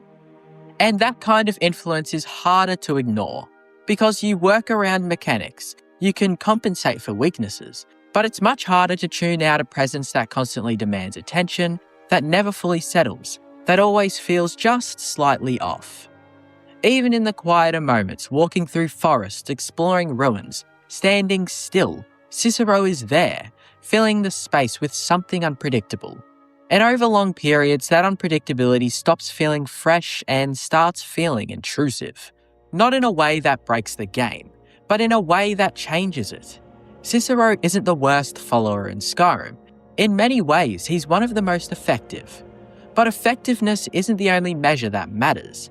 When a follower begins to shape the tone of your experience in ways that you didn't choose and can't easily escape, that's when they become problematic. And with Cicero, that influence is constant, subtle at first, but impossible to ignore once it settles in. Barbas doesn't follow the same rules as other companions in Skyrim, and that's exactly why he stands out as arguably the most problematic follower in the entire game. He isn't someone you recruit in the usual sense. He doesn't respond to commands in a meaningful way, and most importantly, can't be dismissed for a large portion of his associated quest. On paper, that already puts him in a difficult position. But once you actually travel with him, it becomes clear that Barbas isn't just inconvenient. He actively disrupts the flow of the game in ways that no other follower quite manages. The first issue is immediate and unavoidable. Barbas is loud, not in a subtle, occasional way, but constantly. He barks repeatedly, loudly, often at the worst possible times. Skyrim is a game that relies heavily on atmosphere, quiet exploration, ambient sound, and the distant wind across mountains, the subtle tension of entering a dungeon. Barbas cuts through all of that. His barking doesn't blend into the environment, it dominates it. What should be quiet, immersive moments are instead filled with repetitive noise that quickly becomes grating the longer you're around him. And unlike most followers, you can't control it. You can't tell him to be quiet. You can't adjust his behaviour. You can't even send him away until his questline is resolved. That lack of control is what turns a minor annoyance into a major problem. But even if you like the idea of his character, even if you appreciate his connection, you're still forced to deal with the same constant auditory presence for as long as he's with you. But the noise is only the beginning. Barbas also has some of the most intrusive pathing behaviour of any companion in the game. He follows extremely closely, closer than most humanoid followers, and has a tendency to move directly into your space. This becomes especially noticeable in tight environments such as caves, ruins, and narrow hallways. He blocks doorways, stands in your path, and often makes simple navigation more difficult than it needs to be. You stop, he stops. You move, he moves into you. You try to adjust, and he adjusts into you. It creates a constant sense of friction, where movement feels less fluid simply because he's always there, slightly in the way. And unlike other followers who at least have some variation in how they position themselves, Barbas feels persistent in his proximity. There's no breathing room at all. In combat, Barbas presents an even more complicated problem. On one hand, he's technically useful. He can't die, which means he'll continue to engage enemies indefinitely. He draws attention, absorbs hits, and can act as a distraction in fights. That sounds beneficial, but in practice it often creates chaos rather than control. Because Barbas doesn't fight intelligently, he charges in, pulls aggro unpredictably, and moves erratically during encounters. This makes it harder to manage fights in a deliberate way. Enemies scatter, positioning breaks down, and any sense of strategy becomes secondary to reacting to whatever direction Barbas has just pushed the fight in. For players using stealth, this becomes even worse. Barbas has no understanding of subtlety. He doesn't wait, doesn't hold position, doesn't respect your approach. If enemies are nearby, he'll move, bark, and engage in ways that can immediately give away your position. Carefully planned infiltration turn into open fights, not because of your actions, but because of his behaviour. And once again, you can't stop it. He doesn't respond to commands in the same way other followers do. You can't reliably position him, can't tell him to stay behind, can't manage his involvement in the way you would with someone like Lydia or Serana. He operates on his own logic, and you're forced to adapt to it. There's also a deeper issue tied to how long he remains with you. Barbas is part of a Daedric quest, and like Serana, he stays with you until that quest is completed. But unlike Serana, who at least offers narrative depth and evolving dialogue, Barbas remains relatively static. His personality doesn't develop, his behaviour doesn't change, and his presence doesn't shift over time. What you experience in the first 10 minutes with him is what you'll experience hours later. And that consistency, combined with his already intrusive traits, makes his presence increasingly difficult to tolerate the longer you delay completing his quest. Because that's the other side of the problem. If you don't want to deal with him, your only real option is to rush through his storyline. That creates a strange dynamic where the game subtly pressures you to finish content, not because you're invested in it, but because you want relief from the follower attached to it. That's a rare situation in Skyrim. Most companions enhance your willingness to explore, to take time, to engage with the world. Barbas does the opposite. He makes you more aware of how long you've been travelling with him, more eager to reach the end of his quest, more focused on getting back to the state where you have control over your own experience again. Even his invincibility, which might seem like a clear advantage, contributes to the problem.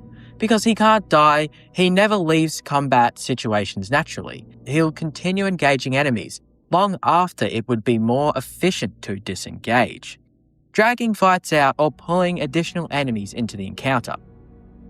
There's no risk of losing him, but that also means there's no way to naturally remove him from a situation once he's involved. He's always present, always active, always affecting the flow of gameplay. Compared to other problematic followers, Barbas stands in a category of his own. Lydia blocks your path and disrupts stealth. Serana overwhelms with mechanics and forced presence. Cicero unsettles with his personality. But Barbas combines multiple issues into one. First of all, he's a talking dog, which should make him one of the most charming companions in the game. And I suppose the way you look at it, it kind of does. On paper, that's a unique and interesting idea. A Daedric entity taking the form of a loyal, conversational animal has a lot of potential. But in practice, it adds to the problem rather than solving it. His voice lines repeat often, his tone doesn't vary much, and the novelty wears off quickly. Instead of feeling like a rare, memorable companion, he becomes another constant presence you can't escape, just one that also happens to bark between conversations. So that's what ultimately makes Barbas one of the most problematic followers in all of Skyrim. Not because he's weak, not because he fails in combat, but because he constantly takes control away from the player. He reshapes how you move, how you fight, how you experience the world, and does so without giving you the tools to respond. And in a game built on freedom, that loss of control stands out more than anything else. Barbas isn't just along for the journey, he literally defines it, until you finally find a way to end it. At first glance, Rhea seems like she would be one of the most promising followers in Skyrim. She's part of the Companions, one of the game's most well-known factions, trained in combat, surrounded by experienced warriors, and positioned within a group that values strength, honor, and growth. That alone creates an expectation. You assume that anyone coming out of Jorrvaskr, even someone relatively new, will carry some level of competence and identity in the role of a follower.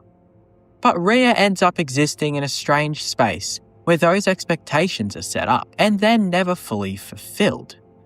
And that gap between what she should be and what she actually is becomes the core reason she stands out as one of the more quietly problematic followers in the game. Unlike many other companions, Rhea doesn't have a strong defining hook. She isn't tied to a major personal quest, doesn't have a deeply explored backstory, and doesn't undergo any visible development through your time with the Companions. She's presented as a relatively new recruit, someone still learning, still finding her place. And that's an interesting concept in theory. A follower who represents potential rather than mastery could add a different dynamic, something that evolves over time or reflects growth alongside the player. But Skyrim never really follows through on that idea. Rhea remains static. She starts as a novice figure with an experienced group, and she stays that way, even after everything you accomplish with the Companions. That lack of progression is where the first issue begins to take shape, because when a follower is framed as inexperienced, there needs to be some form of payoff. Either they improve, reveal hidden depth, or compensate in other ways. Rhea doesn't quite do any of those. She exists in a kind of narrative limbo where her role is clear, but her impact isn't. And because of that, once she becomes available as a follower, there's an immediate sense that she hasn't fully earned that position in the same way other companions have.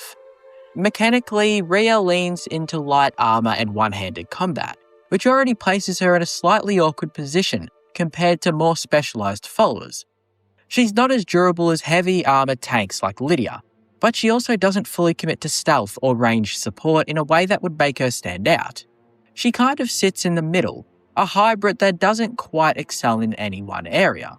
And while that kind of versatility can sometimes be useful, in Rhea's case it ends up feeling more like a lack of identity than a deliberate strength. In combat, this becomes noticeable quite quickly. She can hold her own in smaller encounters, dealing consistent damage and surviving against weaker enemies.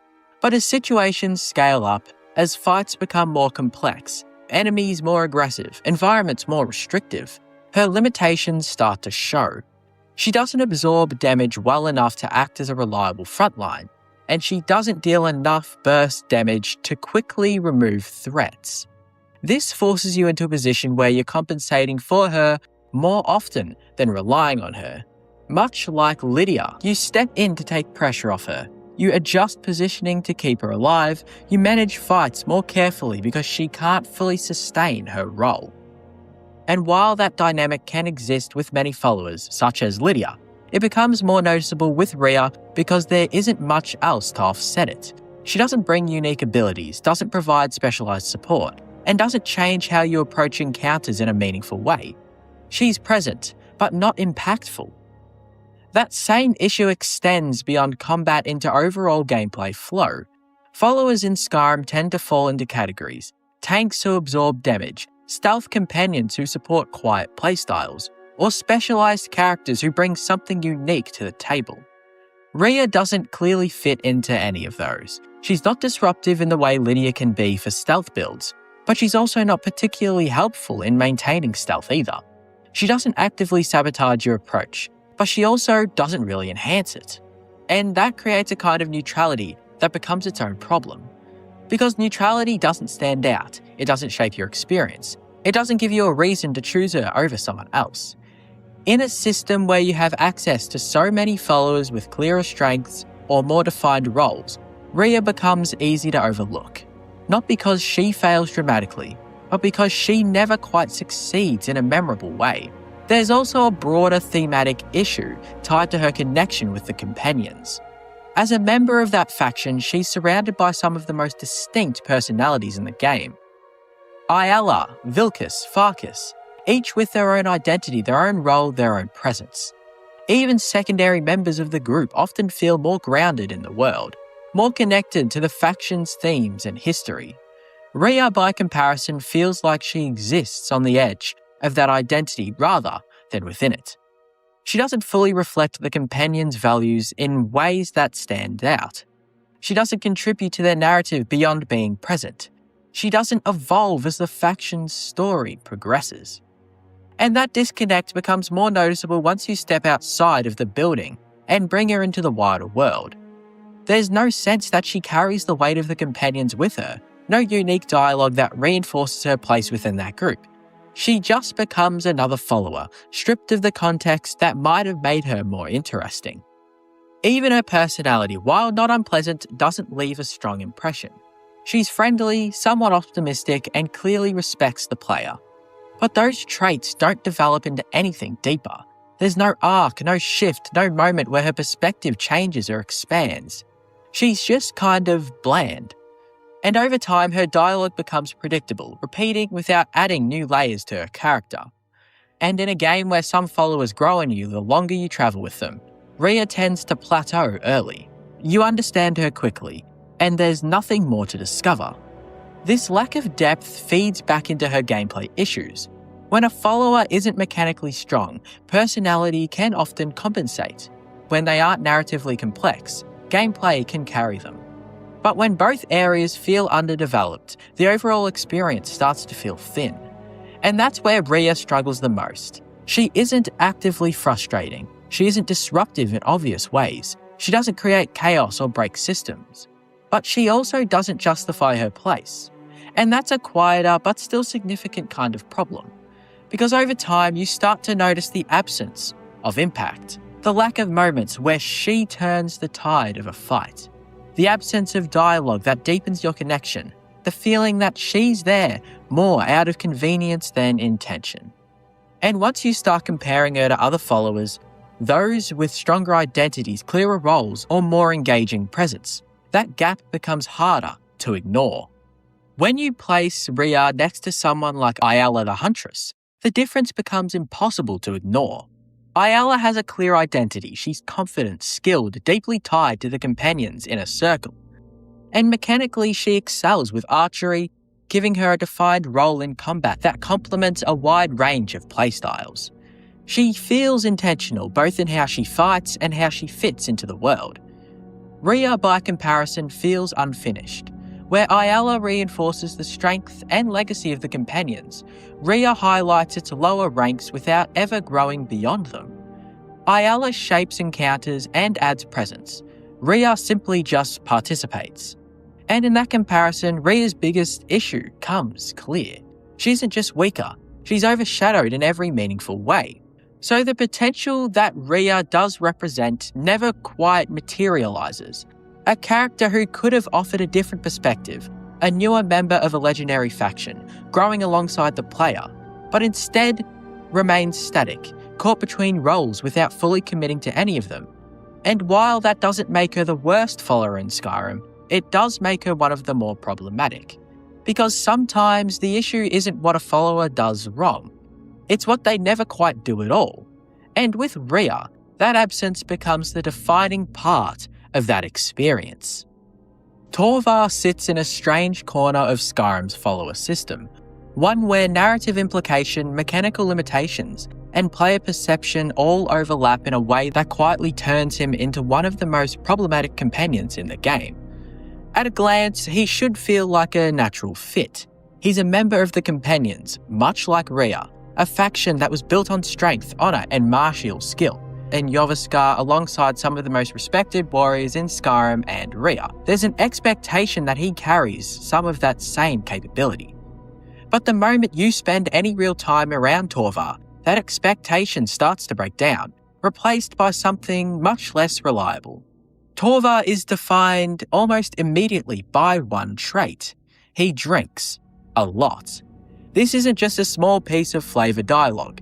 It's the core of how he's presented. He's frequently intoxicated, often talking about drinking, and generally framed as someone who lacks the discipline you'd expect from a member of such a prestigious group. On its own, that could have been an interesting contrast. A flawed warrior, someone struggling to meet the standards of those around him, could have added depth to the companions. But like several other characters in this space, Torvar never really evolves beyond that single note. And that becomes the first major issue. Because when a follower is built around a defining flaw, there needs to be something that balances it. Growth, hidden strength, or at least a mechanical role that reinforces their place. Torvar doesn't quite deliver on any of those fronts. Instead, his characterization as a heavy drinker ends up bleeding into how players perceive his effectiveness. Whether or not the game explicitly supports that mechanically, and in practice, that perception isn't entirely wrong. In combat, Torvar functions as a fairly standard melee follower. He uses one-handed weapons, engages enemies directly, and behaves much like other companions in terms of basic AI. But unlike stronger or more defined members of the faction, like Vilkas or Farkas, he doesn't stand out in terms of durability or damage output. He's serviceable, but not exceptional. Capable, but not dependable in a way that inspires confidence during more difficult encounters. This creates a familiar problem. He exists in the middle, much like Rhea, not weak enough to be immediately dismissed, not strong enough to be relied on. And without a unique ability, specialization, or standout trait to elevate him, that middle ground quickly becomes a limitation. Because in Skyrim, where followers often compete for your attention based on what they bring to your playstyle, being fine isn't enough. It's forgettable. But Torvar's issues go beyond simple combat performance. They tie directly into how he fits or fails to fit within the identity of the companions themselves. This is a faction that was built on the sense of brotherhood, a discipline, and shared purpose. Even with their internal secrets and flaws, there's a clear standard that members are expected to uphold. Characters like Ayala embody that through skill and confidence. Others, like Farkas, bring a sense of strength and loyalty that reinforces the group's identity. Torvar doesn't reinforce that identity. If anything, he undermines it. His constant association with drinking, his lack of visible progression, and his relatively low impact in both narrative and gameplay creates a disconnect. He feels like someone who exists within the faction, but not fully as part of it. And when that kind of character becomes a follower, that disconnect carries over into your experience. You're not travelling with a representative of the companions at their best. You're travelling with one of their weakest links. That perception is what leads to one of the more unusual aspects of Torvar's reputation: his frequent mention as a good candidate for Boethiah's sacrifice. Now, mechanically, almost any follower can be used for that quest. The game doesn't assign moral weight or unique consequences based on who you choose, but players still make decisions about who to sacrifice based on attachment, usefulness, and perceived value. And Torvar constantly ends up near the top of that list, not because the game tells you to choose him, but because he feels like the easiest loss. That alone says a lot, because it highlights a fundamental issue. Torvar doesn't create enough connection, either mechanically nor narratively, to make players hesitate. When given a choice that requires betrayal, players naturally look for someone they won't miss, someone who doesn't impact their journey in a meaningful way. And Torvar fits that role almost too well. He's accessible, he's underwhelming, he lacks strong ties to your progression. And because of that, he becomes expendable. That sense of expendability is what ultimately defines him as problematic, not because he fails in a dramatic or disruptive way, but because he fails to justify his place in Skyrim's world, in a system where followers are meant to enhance your experience through strength, personality, or narrative weight. Torvar struggles to provide any of those consistently. Even his personality, while distinct in its focus on drinking, doesn't evolve into something deeper. There's no arc where he overcomes that flaw, no moment where he proves himself despite it, no shift that recontextualizes how you see him. He remains static, locked into that initial impression. And over time, that lack of development makes his presence feel increasingly thin. It also affects how he interacts with the broader world. Like many followers, Torvar doesn't have extensive unique dialogue for different locations or events. But because his base personality is already limited, that lack of variety becomes more noticeable.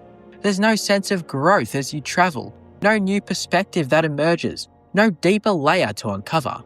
He starts simple and stays that way. From a gameplay perspective, this creates a situation where he's easy to replace. As you gain access to stronger followers, more specialised companions, or characters with deeper narratives, Torvar naturally falls behind. There's no clear reason to keep him with you unless you're specifically choosing to. And even then, that choice often feels like it requires justification rather than offering it. And that's the core issue with him. A good follower gives you a reason to bring them along. A great follower makes you want to keep them. Torvar does neither. He exists as an option, but not as a compelling one. When you compare him to others within the same faction, the gap becomes even more apparent. Ayala brings range, precision, and a strong personality. Farkas offers durability and presence. Vilkas adds a sense of leadership and skill. Even newer or less central members often feel more grounded in the identity of the companions. But when you compare Torvar to someone like Koznak, the similarities become almost impossible to ignore. Both are defined heavily by drinking. Both are introduced in ways that emphasize that trait over anything else, and both end up feeling like followers who never move beyond that initial impression. Koznak sits in Markarth as a brawler for hire with little narrative weight, while Torvar exists within the Companions, a faction that should elevate him, as I've said, but in practice they land in nearly the same place. Neither offers standout compatibility, neither brings meaningful development, and neither creates a strong reason to keep them around long term. The only real difference is context. Koznak is expected to be rough around the edges, while Torvar is surrounded by characters who highlight just how underwhelming he feels. And because of that, Torvar arguably comes off worse. He has more to live up to and doesn't reach it. Bringing Rhea into the comparison adds another layer. Like Torvar, she suffers from a lack of identity and impact, but in a different way. Rhea feels undeveloped, like potential that never turns into anything, while Torvar feels defined by a single flaw that never evolves. Between the three, Koznak and Torvar sit closest together. Both are easy to overlook, easy to replace, and often viewed as expendable. Rhea, at the very least, has the framework of growth, even if it's never realised. But Torvar and Koznak, they feel static from beginning to end, which is exactly why players rarely hesitate when choosing between them and literally anyone else. Torvar is basically just an afterthought, and that leaves him in a difficult position. He's not broken, not disruptive, not actively harmful to your gameplay, but he also doesn't contribute in a way that makes him stand out. He fades into the background when you don't need him, and when you do, he doesn't rise to the occasion in a meaningful way. Which brings everything back to that reputation, the idea that he's an easy sacrifice. Because in a game full of choices where followers can become allies, companions, even long-term fixtures in your journey, Torvar rarely reaches that level. He remains optional in the most literal sense, not just because the game allows it, but because nothing about his presence demands otherwise. And in a system built on connection, impact, and choice, being forgettable might be the biggest problem of all. Roggy Knotbeard is the kind of follower who, at first glance, feels like a small, almost harmless addition to Skyrim's long list of companions. Another miner from a remote settlement, another character with a simple quest, another option you can take along if you feel like it. He's easy to unlock, tied to Kyne's Grove, and his personality leans into a rough working-class charm that fits the world well enough. But the moment you look beyond that surface, Roggy starts to reveal one of the most quietly limiting design flaws a follower can have, an extremely low-level cap. And while that might not sound immediately dramatic, it ends up defining his entire usefulness, and ultimately his place among the most problematic followers in the game. The issue with a low-level cap isn't just about numbers, it's about longevity. Skyrim is a game built around progression, where both the player and the world scale over time. Enemies grow stronger, encounters become more complex, and your abilities expand in ways that allow for more varied and powerful playstyles. Followers are expected to keep up with that progression, or at least remain relevant within it. Roggy doesn't. His level cap is so low that he effectively stops growing very early in the game, long before most players have even settled into their preferred build. And once he hits that cap, that's it. No further improvement, no scaling to match tougher enemies, no adaptation to the increasing demands of the game. He becomes locked in place while everything around him continues to evolve. At low levels, this isn't immediately obvious. Roggy can hold his own in early encounters, dealing reasonable damage and surviving against weaker enemies. If you recruit him early enough, he might even feel perfectly serviceable for a short time. But Skyrim isn't designed to stay in that early phase for long. As you explore, level up, and take on more challenging content, the gap between Roggy and the rest of the game begins to widen. And it widens quickly. Enemies that once posed a mild threat become significantly more dangerous. Dungeons introduce tougher opponents, bosses become more resilient, and fights require more coordination and durability. Roggy, meanwhile, remains exactly as he was. His damage doesn't scale to match these new threats, and his survivability drops off sharply as enemy strength increases. This creates a fundamental imbalance. Instead of supporting you in combat, Roggy starts to feel like someone you need to protect. You find yourself adjusting your approach not to maximize efficiency, but to compensate for his stupid limitations. You step in more often, take on more responsibility, and manage fights in ways that reduce risk to him rather than enhance your own effectiveness. And over time, that dynamic becomes frustrating, because a follower should reduce pressure, not add to it. Roggy's low-level cap also limits his ability to specialise. Many followers in Skyrim carve out a role for themselves, whether as tanks, archers, or hybrid fighters, who complement specific playstyles. Roggy doesn't get the chance to fully establish that role because his progression stops too early. Whatever strengths he has remains undeveloped, never reaching a point where they can compete with high-level companions. This becomes especially noticeable when you start comparing him to other followers available around the same time. Characters who continue to scale, even modestly, begin to outpace Roggy in every meaningful way. They deal more damage, survive longer, and adapt better to different types of encounters. Roggy, by contrast, feels increasingly static. And in a game where growth is a central theme, that lack of progression stands out more than almost anything else. There's also a broader issue tied to how players interact with followers over time. In Skyrim, companions often become long-term partners, travelling with you across multiple quests, regions, and storylines. You build a sense of familiarity with them, even if the game doesn't always support deep character development. But for that relationship to work, the follower needs to remain viable. Roggy doesn't. His usefulness has an expiration date, and it arrives much earlier than most players expect. Once you pass a certain point, bringing him along feels less like a choice and more like a handicap. You're not just playing the game, you're playing around his limitations. And that's where the real problem begins to take shape. Because Roggy isn't actively disruptive in the way some followers are. He doesn't block doorways excessively, doesn't spam dialogue, doesn't interfere with stealth in obvious ways. On a surface level, he's relatively unobtrusive, but that subtlety is what makes his issue more insidious. You don't notice it immediately, it creeps in gradually as encounters take longer, as fights become harder, as his contributions feel smaller and smaller, until eventually you realise he's not keeping up. There's also a missed opportunity in how his character is presented.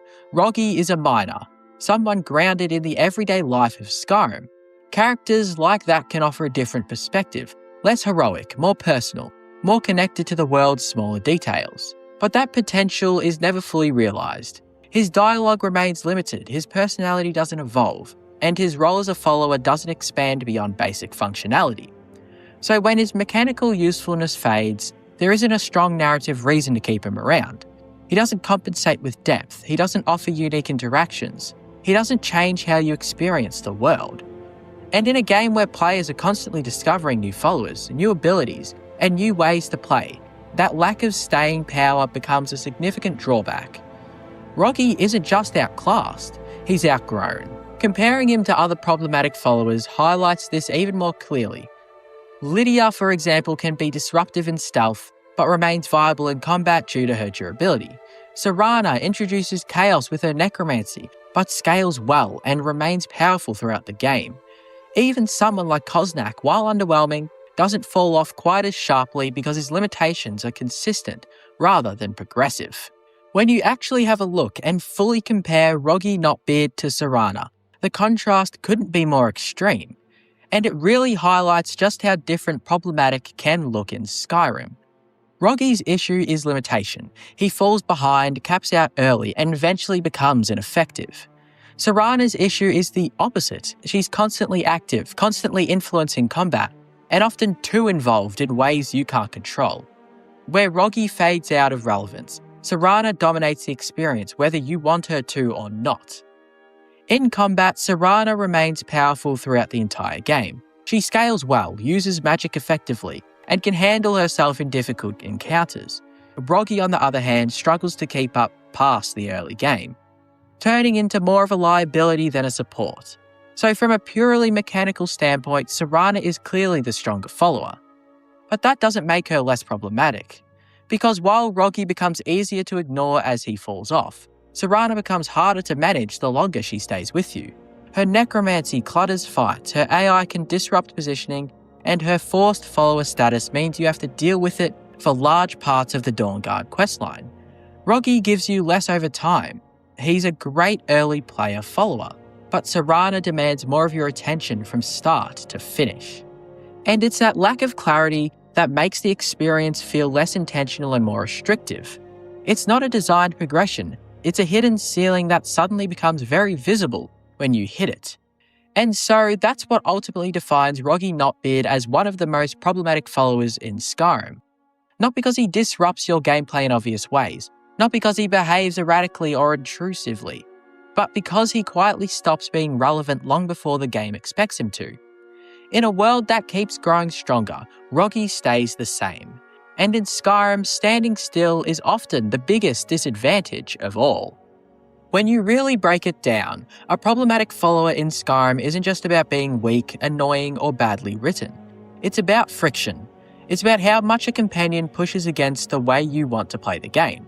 Because at its core, Skyrim is built on freedom. You choose your build, your pace, your approach to every encounter. A good follower should support that. A problematic one interferes with it. And that interference can take different forms. Sometimes it's mechanical, followers like Lydia or Barbas getting in your way, breaking stealth, blocking movement, or pulling you into fights you don't want. Other times it's scaling, characters like Roggy who simply can't keep up, turning from helpful companions into liabilities as the game progresses. Then you have followers like Serana who are strong but overwhelming, forcing their playstyle onto you through constant necromancy, forced presence, or disruptive AI. And then there's the more subtle cases. Followers like Koznak, Torva, or Rhea aren't chaotic or intrusive, they're just lacking. They don't bring enough to justify their place. No strong identity, no standout ability, no real impact. And in a game full of better options, that absence becomes its own kind of problem. Even personality plays a role. Someone like Cicero shows that a follower doesn't need to be weak to be difficult sometimes. It's about how they feel to have around. If their presence becomes distracting, repetitive, or unsettling over long periods, that affects the experience just as much as bad mechanics. So what really makes a follower problematic? It's when they take more from your experience than they give. Whether that's control, immersion, efficiency, or enjoyment. One that balance tips in the wrong direction. The follower stops being a companion and starts being something you have to work around. And in a game built on choice, that's the one thing players notice the most.